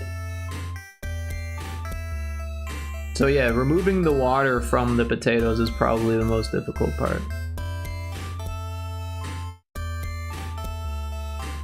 They use a fine strainer in the image, but you can use a kitchen towel, which I feel like that would be like a pain in the ass to clean. Also, like, you have to get the potato off the towel. My towels wouldn't work for it. You need like a cheesecloth.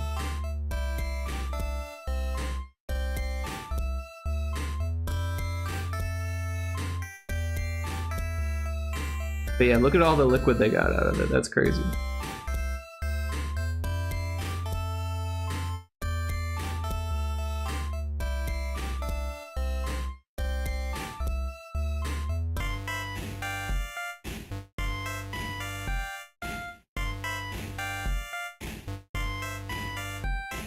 It says to keep the potato starch that sticks to the pan after you pour out the liquid.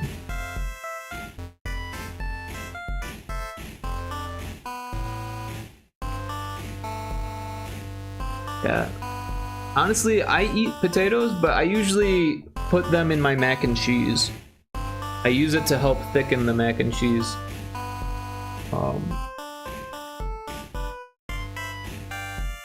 And I do like fried potatoes, but like, I don't know. It seems like extra work sometimes. It definitely helps the flavor, especially if you're just like eating potatoes, but like I hardly ever eat just potatoes because I feel like that's too many carbs. Too much carbs for like a meal. To like sit down and eat potatoes. I don't know. I used to fry more foods and shit like that, but just haven't been. Alright, so where were we at on here? Type 3.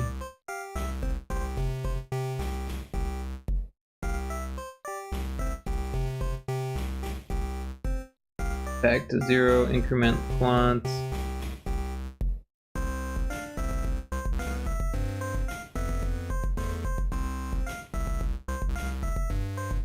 Alright, where's position 3?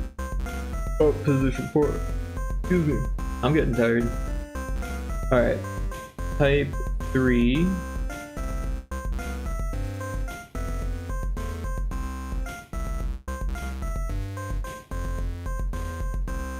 Alright, if type 3 equals tens, type 3 quant 0, increment type 3 quants by tens. Huh. It seems to be fine. I'm not sure why.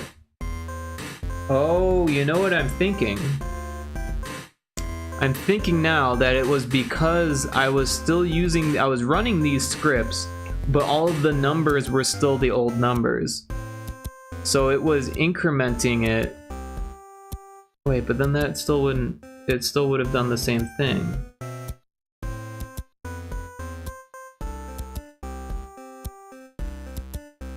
I don't know why it was showing as more than 10.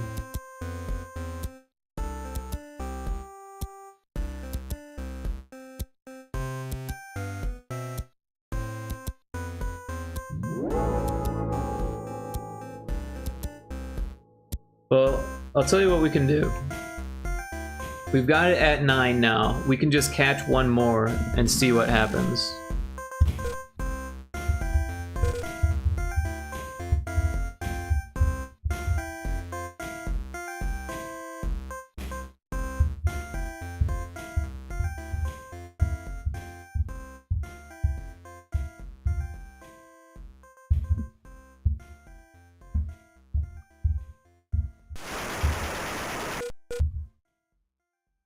Hey, there's an eye.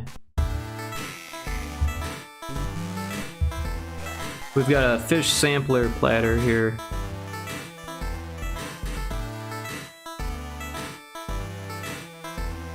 What is going on? Oh, because the browser's open. Alright. Casting at 3rd. Is there still a browser open? No. Alright. 3rd is dead. 3rd is caught. Alright, now we're gonna run away after we get attacked by the demon fish.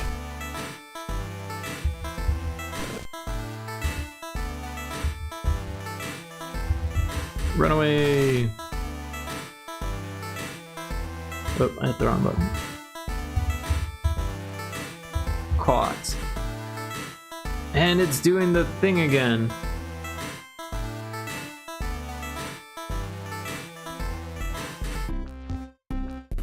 Well, that was position 3. So if we go to 0, position 3.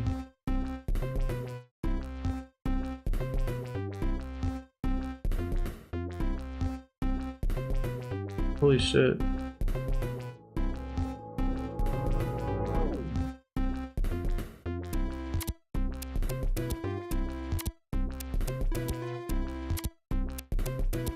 If enemy 3 type equals 10,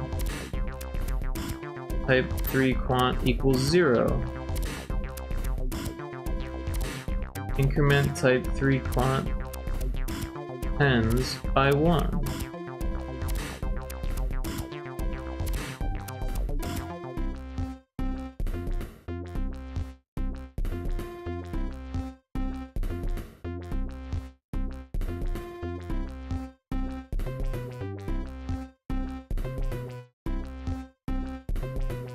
I don't understand why I wouldn't set it back to 0 then.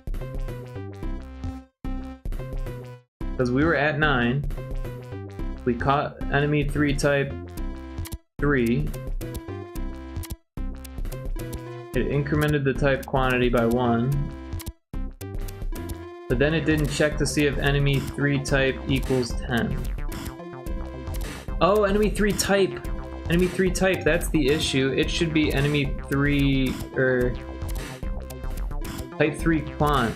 Type 3 quant. Bullshit. Where else does that fucking happen? Seems to be fine there.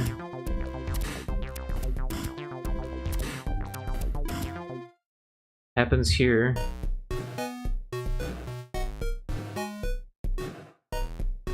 Apparently there's just this one, but I have a feeling I copy-pasted the issue.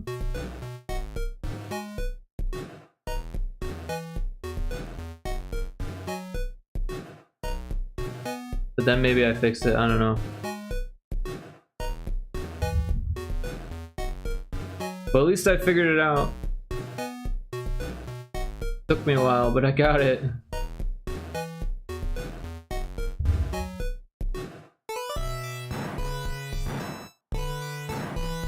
Alright, let's take a look at 0, 1, 2, 3.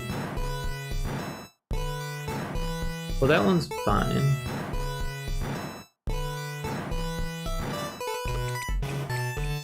I think because I had to change the variables, they're fine.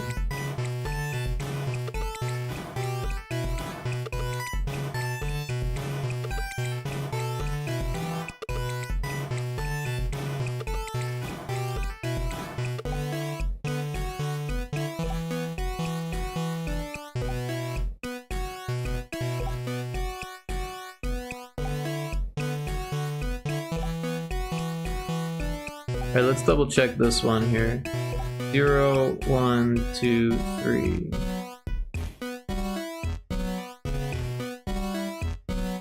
Yeah, that one looks fine too. Alright, I think we fixed the issue. Exciting. One step closer to waffles. Alright, World 4 aggro 2 jellyfish had 0 health, position 3. Alright, so there is something that gives the fish health. And I think it's actually in the fight, which makes it a little bit harder to find. But that's probably why I wrote down all of those numbers. World 4 fight 2, jellyfish, position 3. Oh, so I think there's where it says populate fish, and it was position 3. So here's enemy count 3, position 1, position 2, position 3. Oh, well, this is to populate the fish. Where does it provide them with health?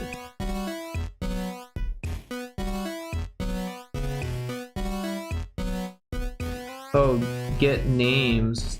I think it happens there. Let's try that. Enemy names 16 through 31.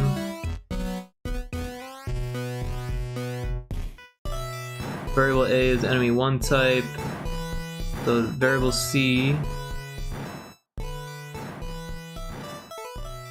And then the type of fish was the jellyfish. What's the name of the jellyfish? I think it's Bloopy. So 26.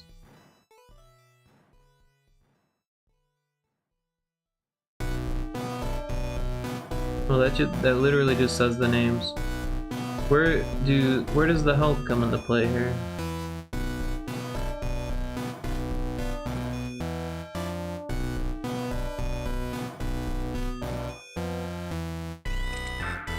Maybe on init.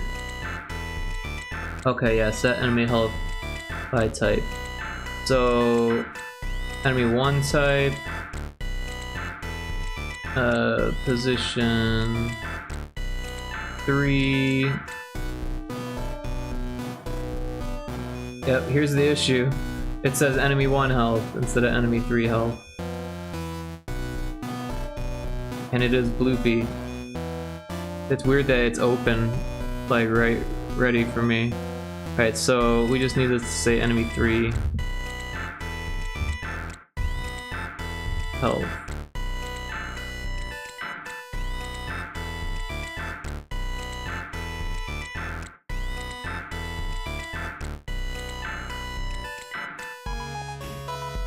Wait. This is backwards. This is enemy 3 and this is supposed to be enemy 3 type.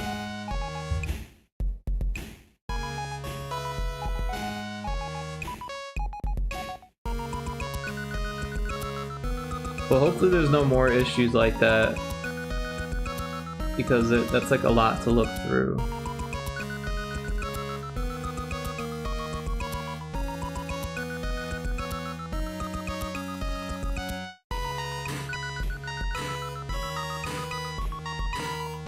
Oh, here it is again.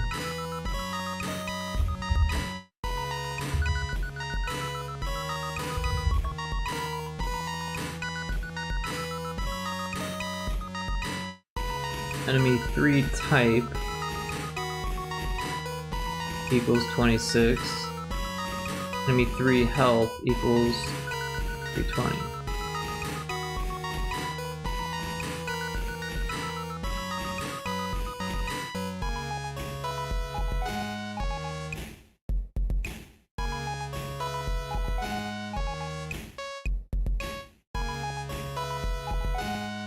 But yeah, enemy 4 type seems to be fine.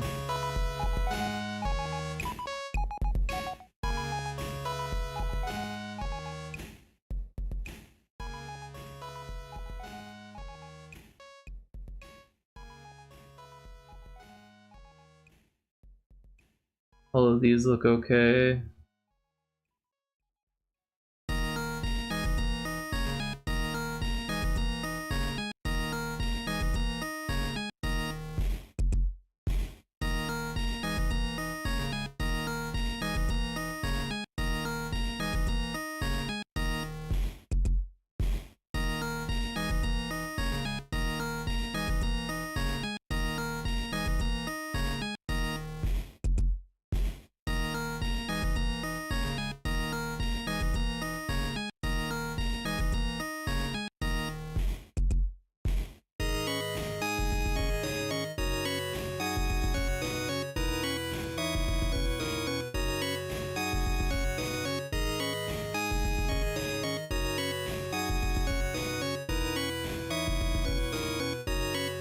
Those ones look good.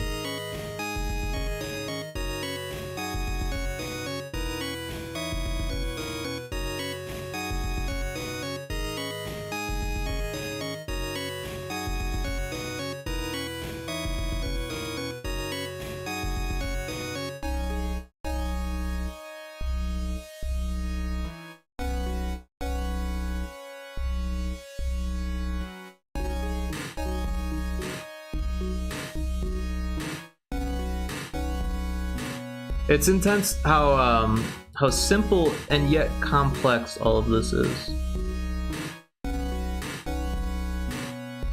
Everything's relying on the variables being set just so, and if they're not, all of a sudden it stops working properly.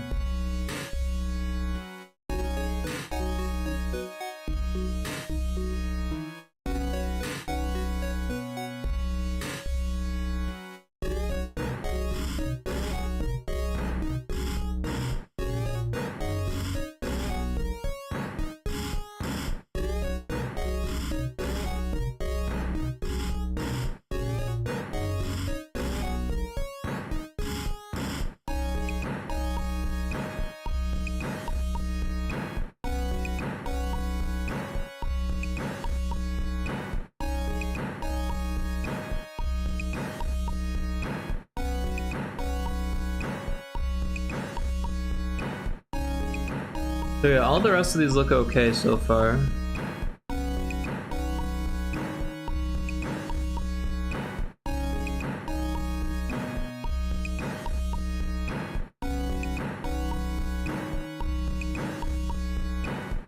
I was paying attention to this stuff, so it's not like it would have gotten by me. I mean, there is a chance, but everything looks like it's okay now. Now that I know the issue that we're looking for. So let's mark that off as done.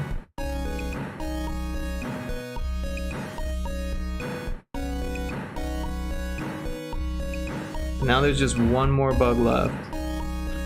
World 4, aggro 2, position 4, count 4, axolot tile is wrong on bottom. Alright, so aggro 2 is this one.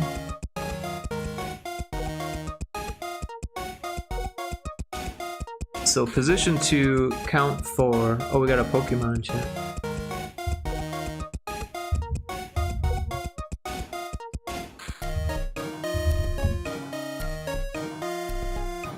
Best of luck on the Pokecatch. Alright, so in the populate fish one, where's that? Populate fish, enemy count 4.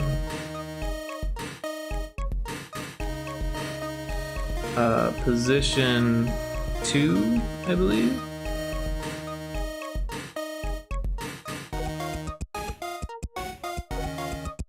Position 2.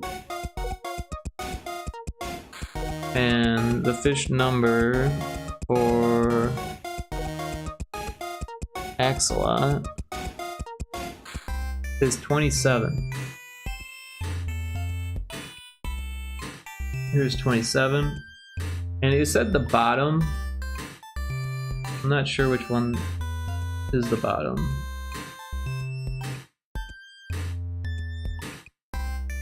Right, those all say Gen 7. That says Gen 7.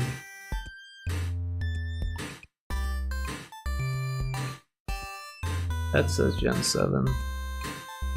Hey, nice work catching the IE Palm. And that says Gen 7 too. Am I in the right spot? Did I miss something? Count 4, position 2. Is that what we're looking for?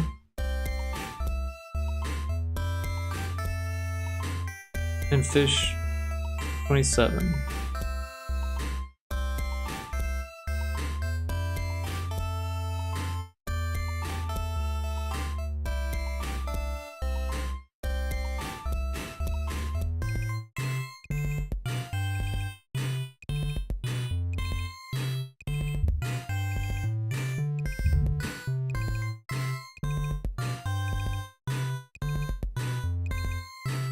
Oh no, position 4. Aggro to position 4. I got confused. I was like, I don't see the issue.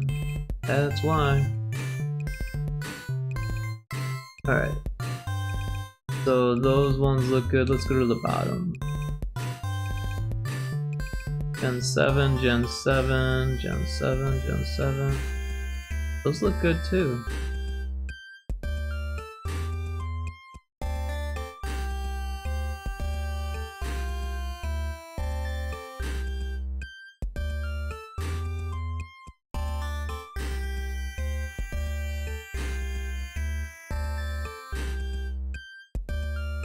Alright, World 4, Aggro 2, Position 4, Count 4.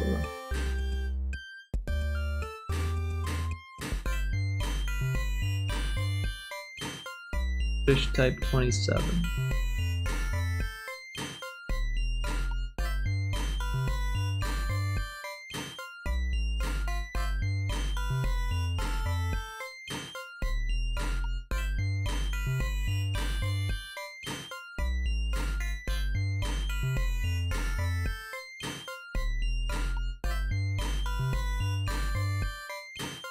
So it should be 49, 50, and 51 are the bottom.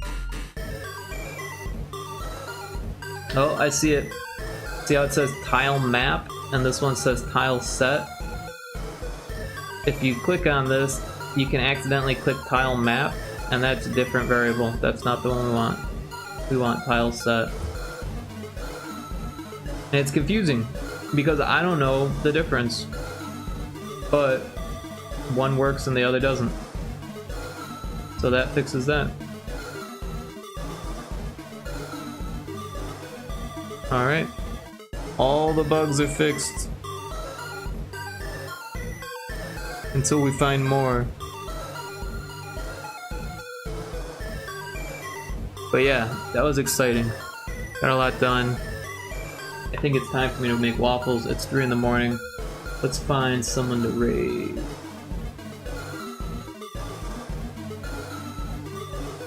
Let's see. Whelma's up.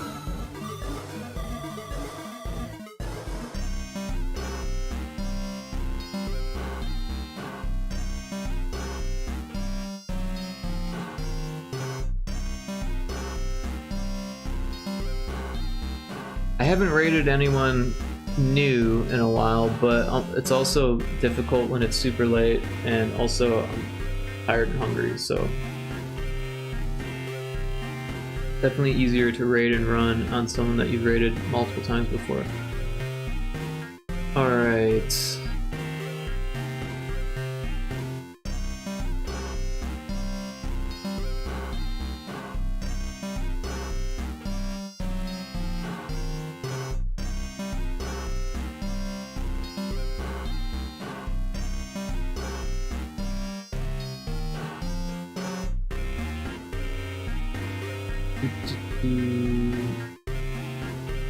Copy, paste.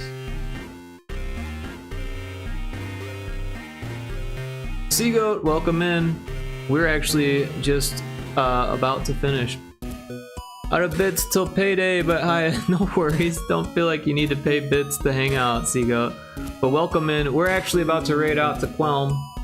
I finished all the bug fixes for today. I'm sure we'll find more, but right now I've cleared the list. We've got a whole bunch of things done. Just ended your stream too. Yeah, I was looking for people to raid and I didn't see on there, but I was lurking. Did you raid Jitspo?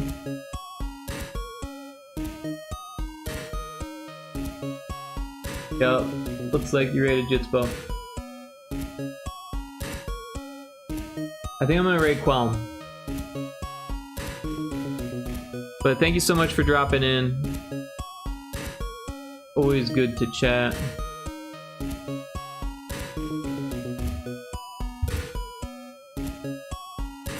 We got the raid going. I beat Taco to the raid message for once.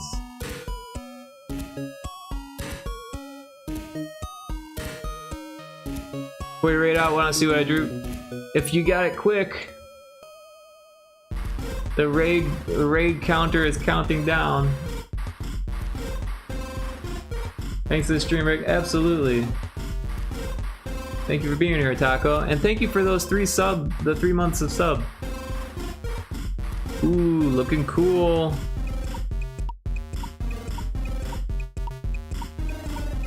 Reminds me of Westlow, right? Because Westlow's all about the bats. Is this a Westlow inspired? You were quick to finish this one. Not done, but getting there. Yeah, I noticed this stray pixel. Gonna have to do something about that. No, but it looks great. Nice work. Awesome dithering. That sounded weird when I said it. Dithering. Yeah, I like the goggles, the earrings. Interesting texture on the shirt.